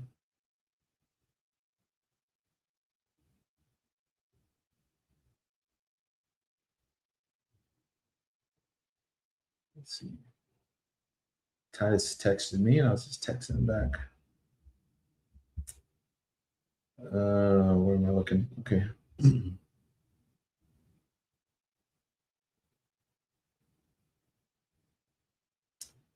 Okay, from Uber. Have you heard about the 5+ scientists that have gone missing or mysteriously died, all having alien type tech in common at places like Los Alamos?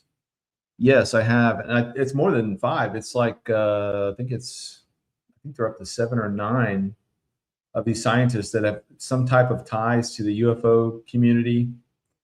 The General McCaslin, I think is his name, he went missing, and like not too much earlier than him is like one of his assistants, some lady named Reza, went missing. And then they had 2 that were shot, or one that was shot in California, another one that died. I forget how he died, but there's I think 3 or 4 more that have mysteriously died or disappeared. So yeah, I think that if you're like Lockheed Martin, and I'm not blaming Lockheed Martin, I'm just saying that if you're a private company that has, they gave all of this crashed UFO technology to these private companies because they didn't want them to, they're not subject to FOIA. So in terms of classifications, you know, somewhere back in the 40s, 50s or whatever, somebody made the decision to move that over to Lockheed Martin or to Boeing or to whoever has it and said, hey, we want you to reverse engineer this stuff, but we can't keep it. We have to have plausible deniability, and we can't keep it in the government because Freedom of Information Act, congressional oversight, all that kind of stuff. So they give it to a contractor who doesn't have any of those same kind of constraints, and everybody involved in that is now long since dead. And so it just, we don't know who has what, basically. But yeah, I think if you had tie-ins with that community and Trump comes out and says, hey, I want my Secretary of Defense and all the other relevant agencies to begin disclosing everything you have on UFOs, it stands to reason that these people had key knowledge in certain aspects of this technology, and removing them from the equation was the safest bet for them. So yeah, I did hear about that, and I think that if it's true and it's not all coincidental, then it has huge national security implications to it. So we're curious to see what happens with that.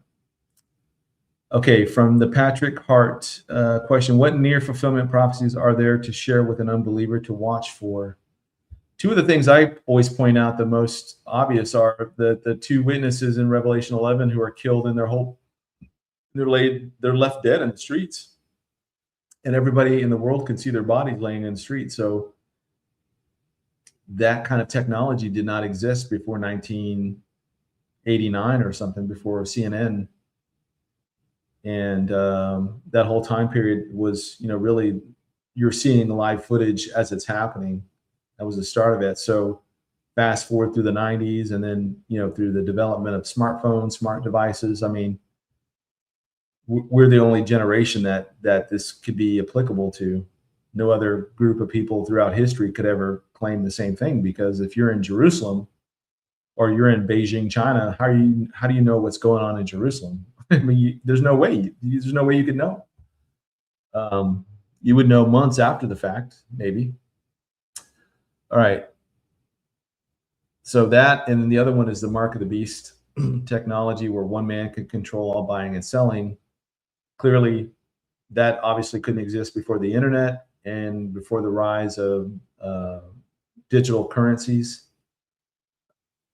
There's just no way that, even if you're Adolf Hitler and you dominated all of Europe, you could not control what was happening in Libya or Brazil or Australia or the United States or Canada, on and on and on. No matter how powerful you were, there's no way you could control what was outside of your grip of power. So those are the two things I always kind of go to first. But then obviously you could talk about a lot of the things in all of the discourse. So I look at, I've said this many times, I'll keep saying it. I look at the Daniel 70 weeks prophecy, Daniel 9:24-27, as the thesis for future Bible prophecy. I would look at the Olivet Discourse in Matthew, Mark, and Luke, the Synoptic Gospels. I would look at those as the divine outline. Jesus is giving them an overview of kind of a macro view of the last days. And they also did not have the Holy Spirit yet. They didn't understand even that Christ was getting ready to die and rise again. So all of this stuff was, to them, a lot of new information, but they didn't really know what to do with it, because it was a lot that he gave them. It's one of the longest discussions that he has, is the Olivet Discourse. So the two big ones are the two witnesses. These are the most obvious for people to really be able to kind of wrap their minds around it. With that said, those two examples I just gave you, the two witnesses and the mark of the beast, I couldn't use that same examples back in the 1980s. I couldn't use it in the 70s or 60s or 50s, because it wouldn't make any sense to them. We didn't have the technology yet.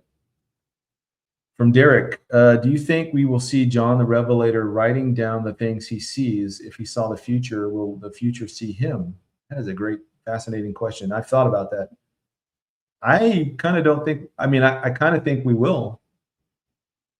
I mean, we'll be down in the main area in the throne room scene there in Revelation 4 and 5, worshiping, and I imagine somebody will look over and see a guy standing there that maybe looks out of place and he's writing stuff down or whatever, and maybe we'll click that dot will, those two dots will connect or whatever, like, oh, that's John.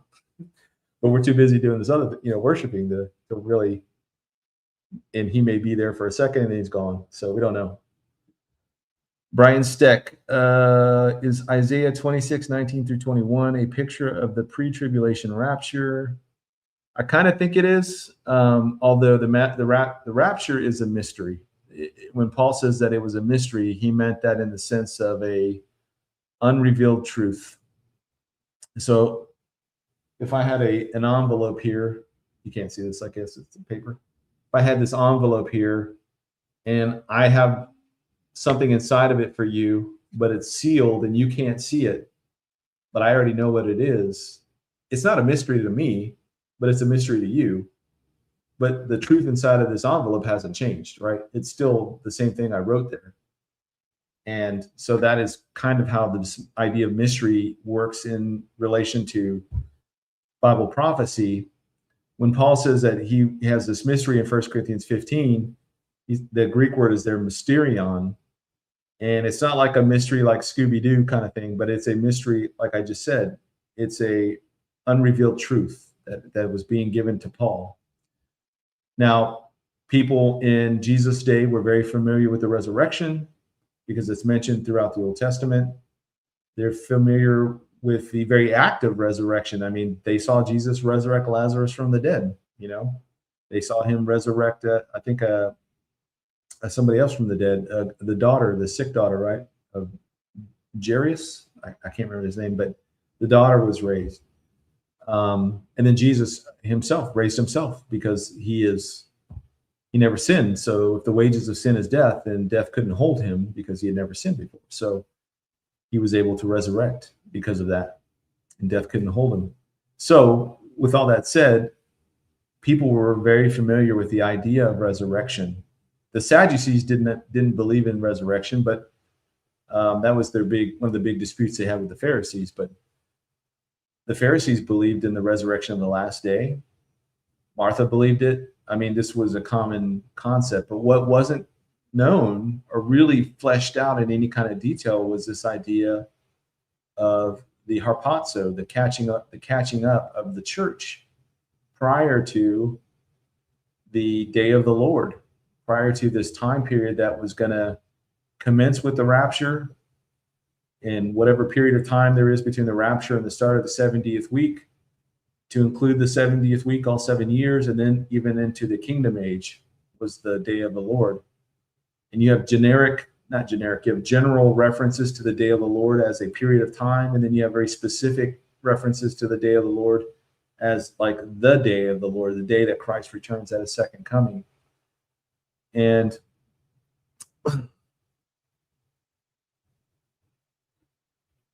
you get glimpses of that there in Job, or with Job, when Job talks about seeing his Redeemer. You get a glimpse of it there in Isaiah 26. You can see some foreshadowing in different places, but nothing is explicitly laid out until Paul is given the mantle to lay this out for the church. And he goes to a very new church, a foundling church, or fledgling church rather, the Thessalonians, and he taught them this stuff, and so then he later teaches this to the Corinthian church, and he calls this a mystery. This is something that God revealed to him to reveal to this new age of believers that were neither Jew nor Gentile in Christ, but they were the church of God. So I think it's kind of like an Easter egg, if you will, that God put some Easter eggs in the Old Testament, and we later look back in hindsight and say, oh yeah, see, this is the idea. This is not completely new. territory. Even though in Isaiah's case, there's nothing to really pin that to any particular group within Israel or of that time or any of that kind of stuff to make sense. It only kind of makes sense looking back from a church perspective and a church that's understanding of the rapture. So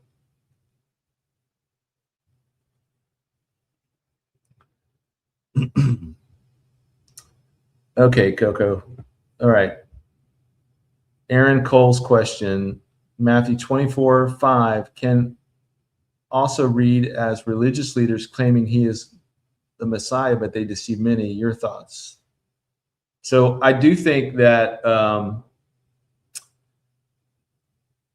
yeah, you have on one hand, you have the people that are coming out saying that they are the Christ or that they are some derivation of the Christ, like Joseph Smith or Jim Jones, David Koresh. I mean, there's a lot of people that have checkered our recent history that have claimed all sorts of stuff. So that is false Christ coming, presenting another gospel. I think in the list that I gave before, I was simply talking about all of the men that have introduced these ideas that have had disastrous results and have gone on for hundreds of years of just reaping terrible fruit after them.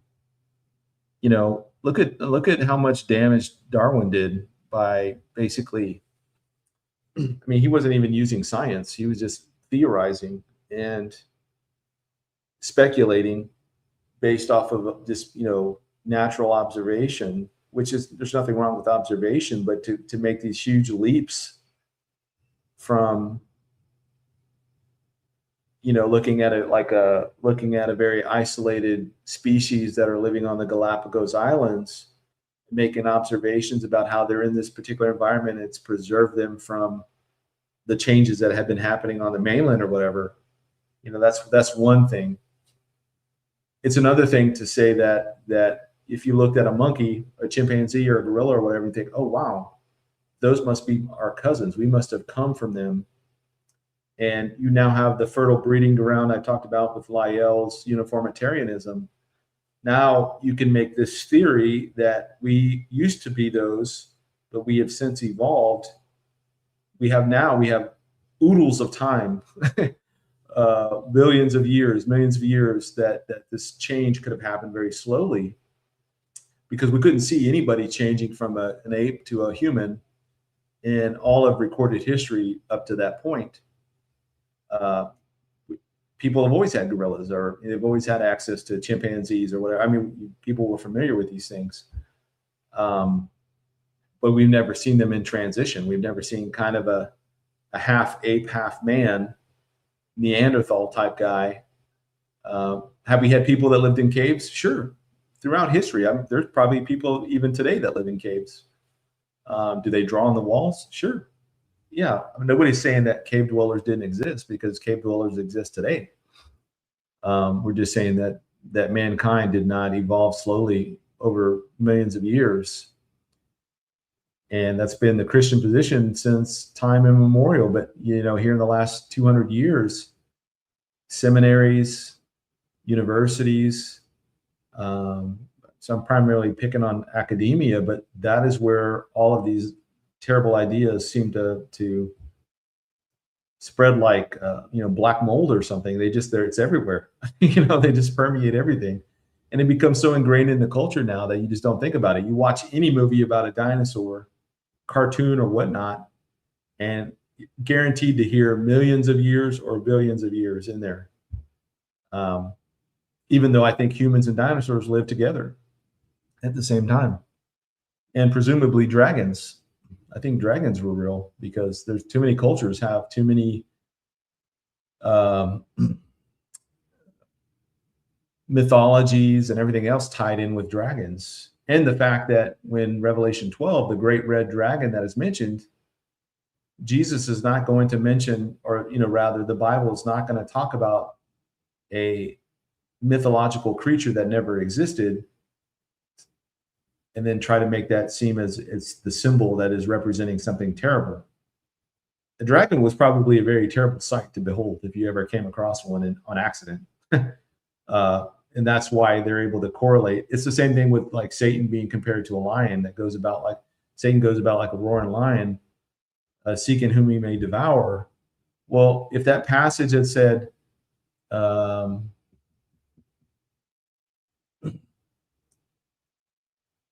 I think I'm a good example here.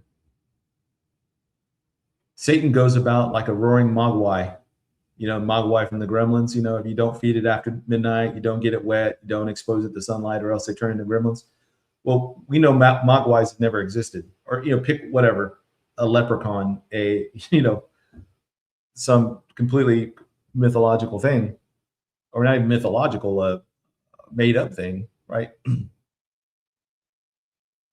We wouldn't compare it to that. Peter wouldn't compare Satan to something that didn't exist, because then it's nonsensical. Then that's kind of like saying like Satan doesn't exist. And he's trying to say Satan is very real. So he compares it to a real thing. So I think whatever, I don't know, to get off the tangent on dragons, but I do think they were real. I mean, we have dragons today. We have Komodo dragons. I guess that's kind of a dragon. From Blake, question, Pete, have you seen Dave Bowen's video in reference to karmic law within elites Hollywood? As long as you tell people what you're doing, it is on them, not on you. Dave Bowen, as in Pastor Bowen, from I think it's Standing Stones or Solid Stone Church in Phoenix. Either way, I have not seen the video, but I am familiar with the concept of it. And, it's probably some truth in there. I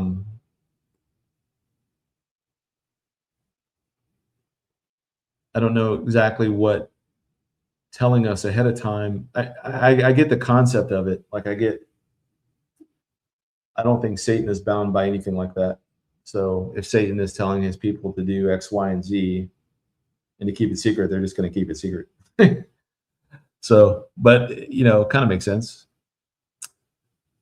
From Paul Housen, if the earth and all the works in it are to be burnt up at the brightness of his coming, Jesus, why does the earth groan and wait for him?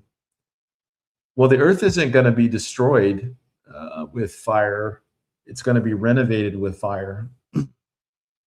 And there's a book by Lee Brainerd called Renovation or Recreation, The New Heavens and the New Earth, or The New Heavens and New Earth, Renovation or Recreation. And he goes into exhaustive detail about all the passages in Scripture that state that the earth is going to be here forever. Same thing with the sun and the moon. But what does happen is that the universe is renovated with fire, like a refiner's fire, as it were. It's going to burn away all the dross.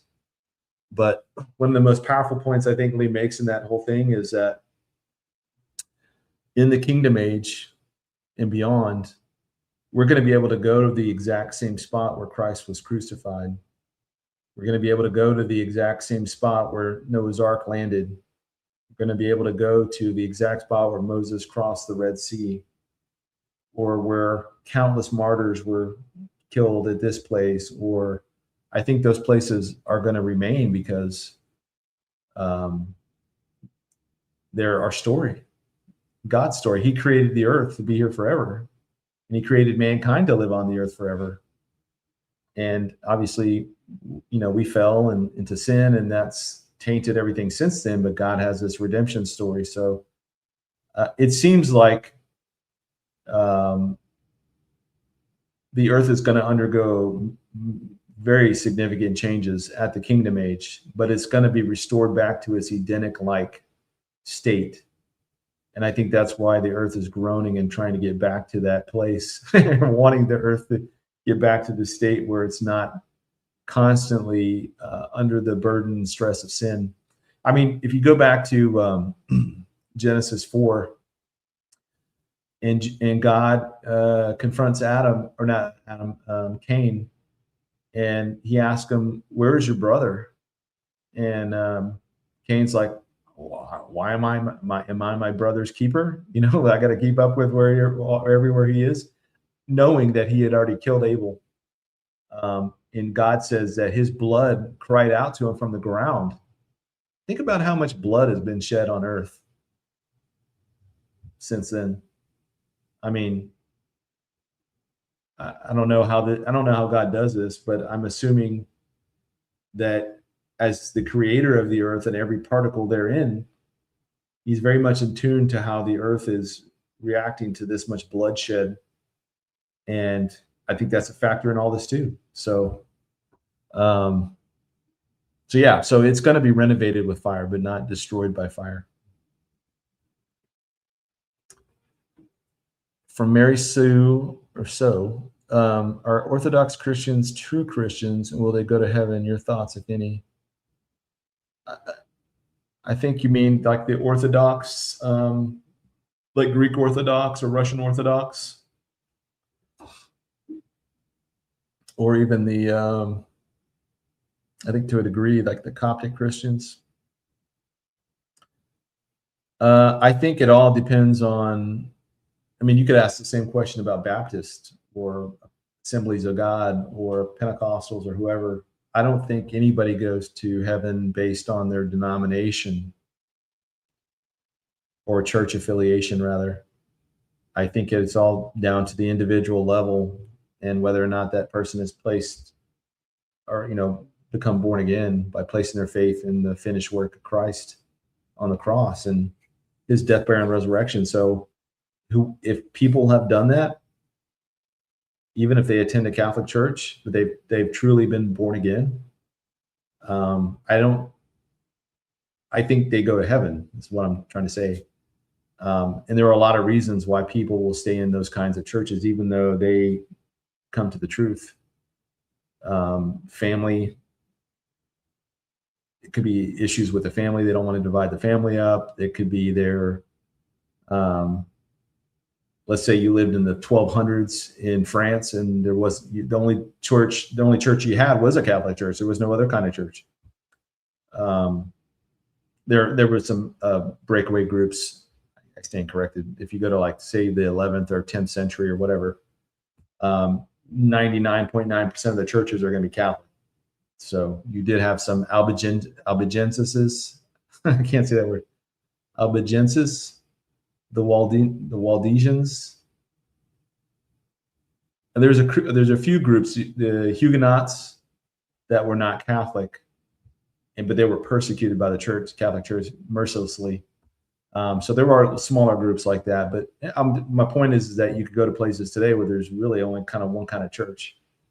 And so being in a particular denomination or not being in one does not make you saved. Again, all that comes down to the individual. And I tend to believe that God is long-suffering and that he doesn't want anybody to perish. And he will reach out to people inside of the Catholic Church. He will reach out to people inside of every kind of church and draw men to himself. Whether those people actually leave those churches or not, again, a lot of factors could go into that. So, to the dude, do you think America was founded on occult beliefs which persist to this day in our government? The signs seem to be open secret. No, not in a broad sense. I think in a broad sense, let me back up. Our country is an amalgamation of different things. So Adam Smith's economic models,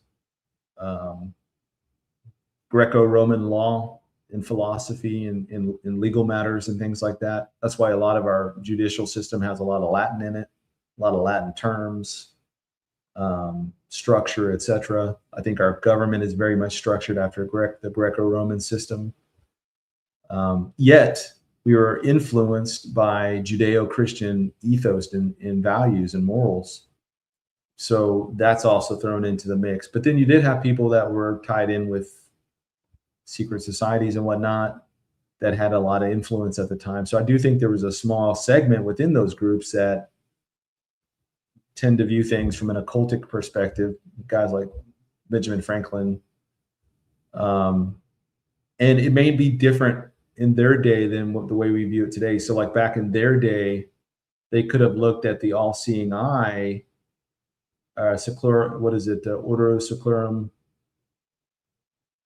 Nova Seclorum, or the Order of the New Ages, and they could have like what we consider occultic symbology today, the unfinished pyramid with the all-seeing eye at the top, as occultic. But at the time, they may have looked at it in a very different light, from a more innocent or naive Freemason perspective, before Albert Pike and all those kind of later influences would really come to like darken it.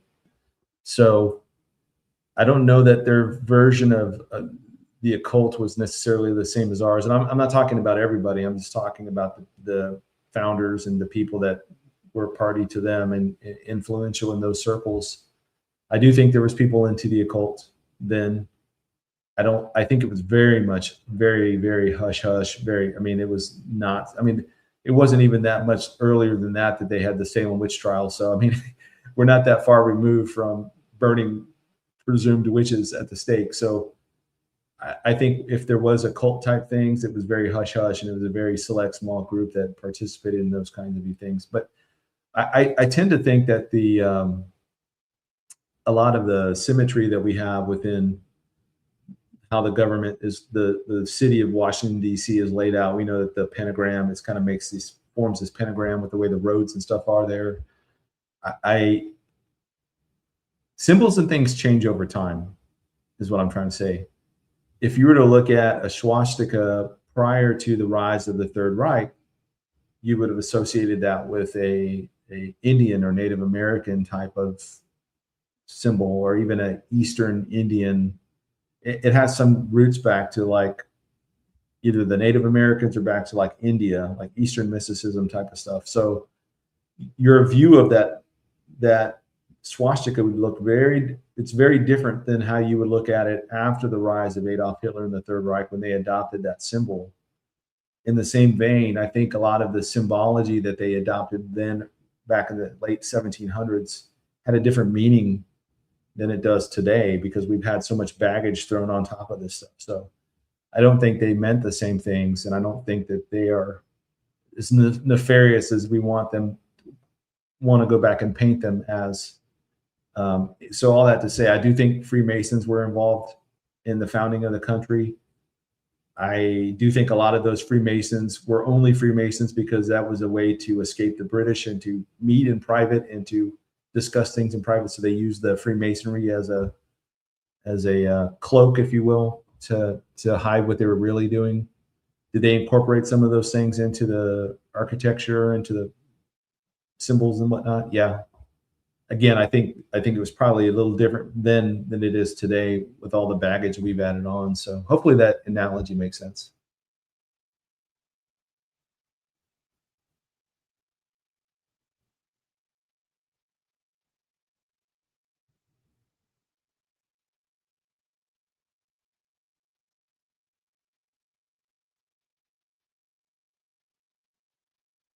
Okay. All right. Saline. Pete, are you with those who believe that there were around 8 billion people here on Earth at the time of the flood? I don't know if I'm with those people. I think that I've seen studies where they've done the math, and if you give a higher than average birth rate per couple, say 3.2% or over 3%, I think that the way they figured it out, over 1,656 years, you would have more than 8 billion people, would be upwards of 20 billion. And on the high end and on the low end, it would be like 6 to 8 billion people. So I think that's very reasonable, especially if you're living for hundreds and hundreds and hundreds of years. How many kids could you have? You have a lot of kids.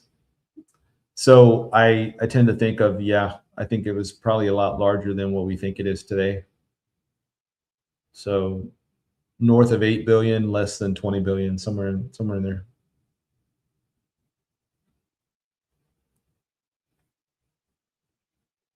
Squidopotamus prayer request. I lost my first service dog 1.5 years ago. I'm saving money for my next service dog. She will be a medical alert mobility assistant. She will cost $10,000 and I need help raising the funds. Squid, I will definitely keep that in prayer. I don't know. It seems like they would have a lot of different ways to help cover the cost of a service animal. I don't know. I'd have to look into that, but I'm pretty sure that there's ways to not pay 10,000 for a service animal.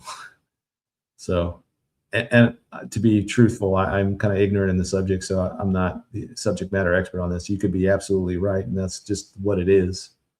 But definitely we'll keep you in prayers for this, and I know that's important. Okay, I think that's it for the questions.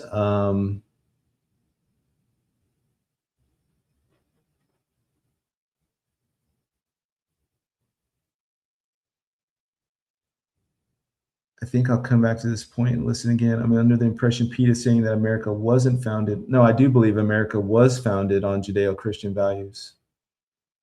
And that's not to say everybody back then was a Christian. I'm just saying that was the prevailing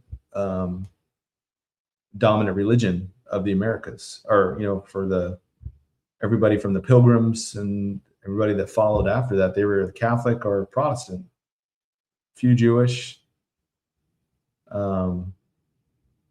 So yeah, we were definitely a Judeo-Christian culture, and our system of government was founded around those principles, Judeo-Christian principles. So again, that doesn't say that everybody was a Christian. I'm not saying that, but we were founded under Judeo-Christian values.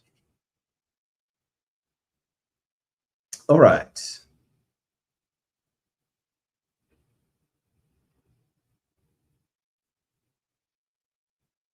Friends had to get a service animal and had to do a lot of fundraising, a dance-a-thon at this school. And yeah, man, I don't know if you're tied in with the local church there, but I would, there's there should be a lot of options to offset the cost of a service animal. I could be wrong.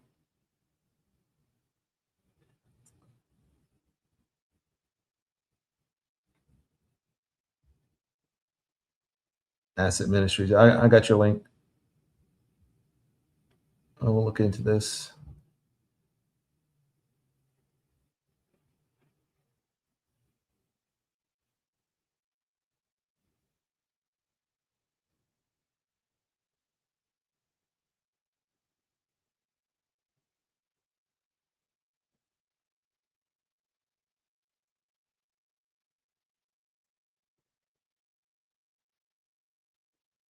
Oh, that's what I was looking for right there.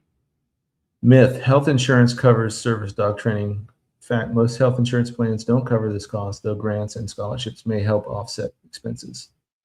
Yeah, definitely worth researching on this.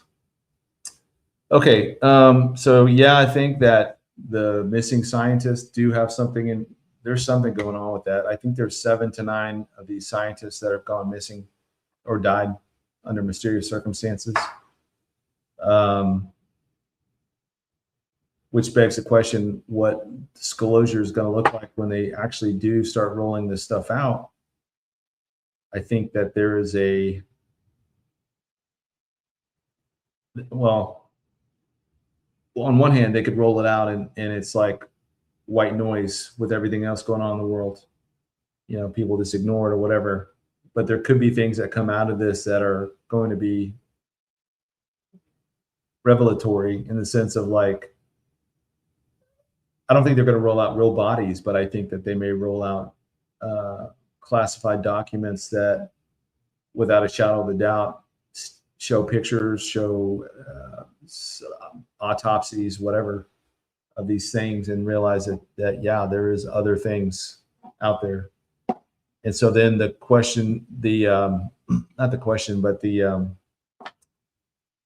people will no longer question whether this is a real thing or not. We'll know. I think that's going to be the big change, is that we'll go from having mixed opinions about all this till whatever the information that comes out will be like, without a shadow of a doubt, yeah, there's these things that are out there. And, you know, interestingly, like JD Vance had said to Benny Johnson that he thinks they're demons. You had in the Pentagon decades ago this group called the Collins Elite, who also thought they were demons, and they were basically doing everything they could to shutter further investigations into it. I don't know hardly anything about the Collins Elite. I'd have to go back and watch some videos on that to get knowledgeable on who they were and what exactly. I don't even think the real names are ever given. It's just like their code names or whatever. But I do think that there was a group trying to prevent all this stuff from coming out, but it's out now. And I think that whatever comes out of this disclosure as it comes forward, I think it's just going to remove the doubt from everybody's mind that there won't be any question anymore as to whether or not these things are real. We're going to know that they're real.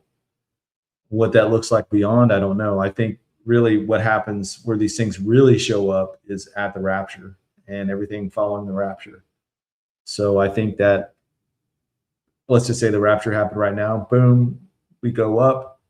Within a matter of minutes, the skies are going to be just covered with these ships and stuff. And people that don't know any better are just going to think that one thing caused the other, that these ships showed up and then all these people disappeared, or vice versa.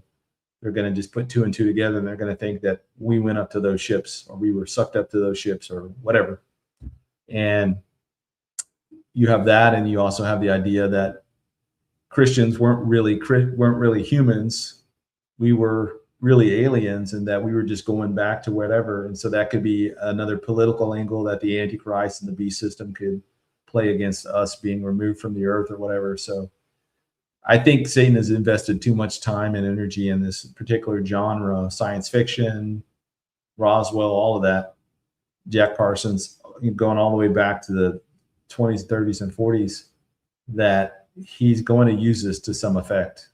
So what that effect is exactly, I don't know. But all right, guys. Wow, 2 hours and 20 minutes. I'm doing pretty good. I didn't say hello to anybody starting out, so I'll say it here at the end. To my moderators, thank you guys: Kelly, Stacy, Coco, Asset. My mom was on here, I think, earlier. She might have dropped off.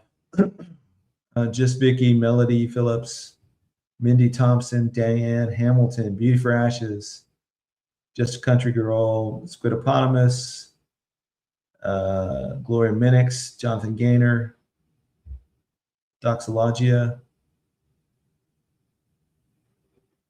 Icarillion, Trumpet Call, Kim Harper. Oh, my mom's here. Good. Elizabeth Richardson. Well, hello. Lisa's on here too. Hello to everybody, and belated greetings and salutations. I meant initially to start off just reading, and then going into it. And then I never follow my own pattern. All right, so what's today? Monday. I don't think I have anything this week. No, I stand corrected. I am going to be on with David Fiorosa, standing for the truth on the 1st or 2nd. But I think that his is recorded, so I don't know when he'll drop that. Yeah, so Wednesday I'll be on with him. So that video will come out a couple of days after that, so I'll let you guys know when it does. I'm on with Mike Spalding last week, or that came out last week, as well as with all the videos from Vegas. I don't know when Kurt Reed will, you guys tell me. I don't know when those videos are all going to be made accessible to everybody. Maybe after the, I guess if you live streamed it or paid the live stream, it's like good for 30 days or something to like some effect. So whenever that time is, they may open it up to everybody. But I've been on with a bunch of different folks, Tyler last week, and before that, gosh, I'm blanking on all the different interviews I've done. But anyways, I'm all over the place. So if you ever get the need for some Pete time, plenty of videos out there to tap into that. So thank you guys very much for tonight. Thank you for hanging out this whole time. If you're watching this on the rewind, obviously, I recommend going like twice speed or whatever, double speed. I was talking particularly slow tonight. So yeah, I'm going to start dropping more shorts and reels out of these. So I don't know if I will for tonight, but I plan on Thursday doing a Substack live. So sometime in the afternoon on Thursday. Maybe Wednesday. I got to find, well, let me see. I'm recording with David at,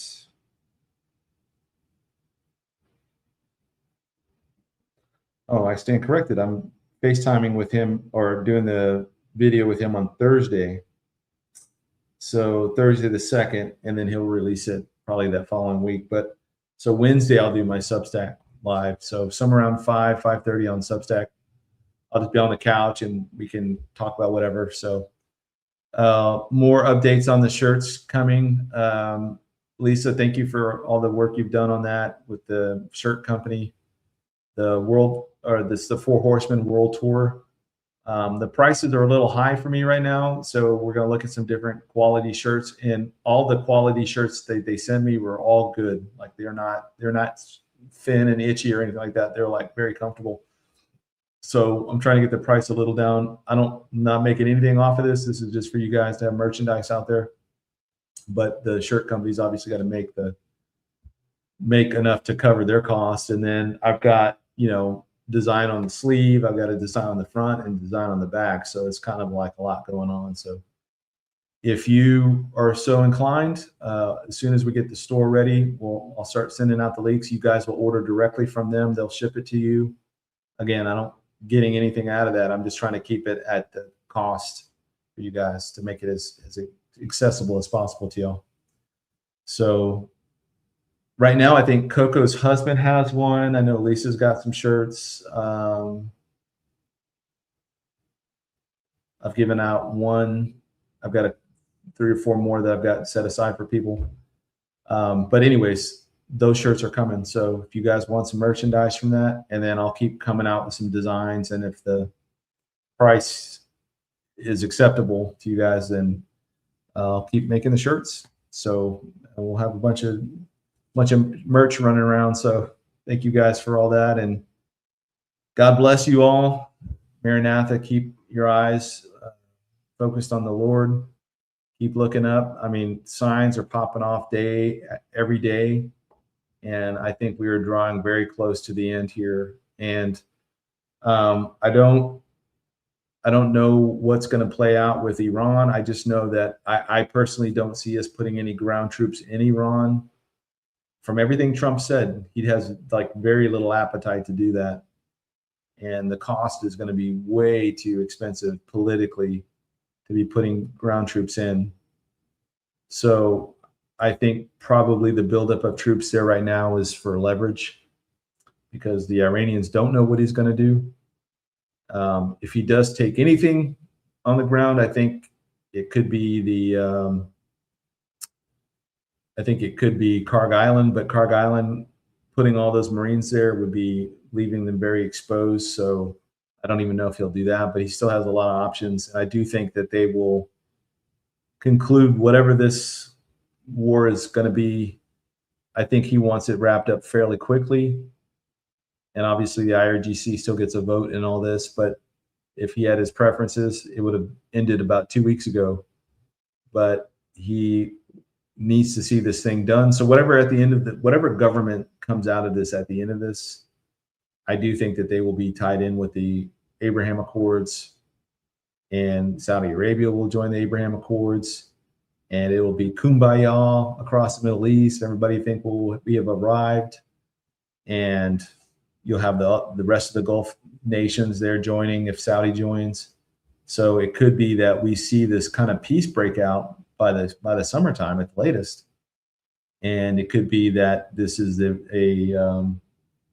one of the things that lets the Israel begin to let their guard down, and what will become the Gog and Magog conflict in the not too distant future. So all that to say, tomorrow everything could be flipped on its head.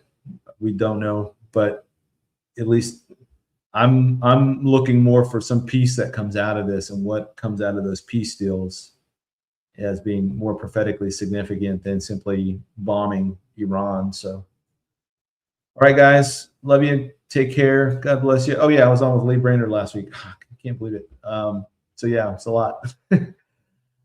4 times last week. I think I recorded something too with somebody. All right, anyways. All right, I'm going to bed. So thank you guys. Good night. God bless you. And I will see you on Substack on Wednesday. And that'll be the next time I see you. All right. God bless.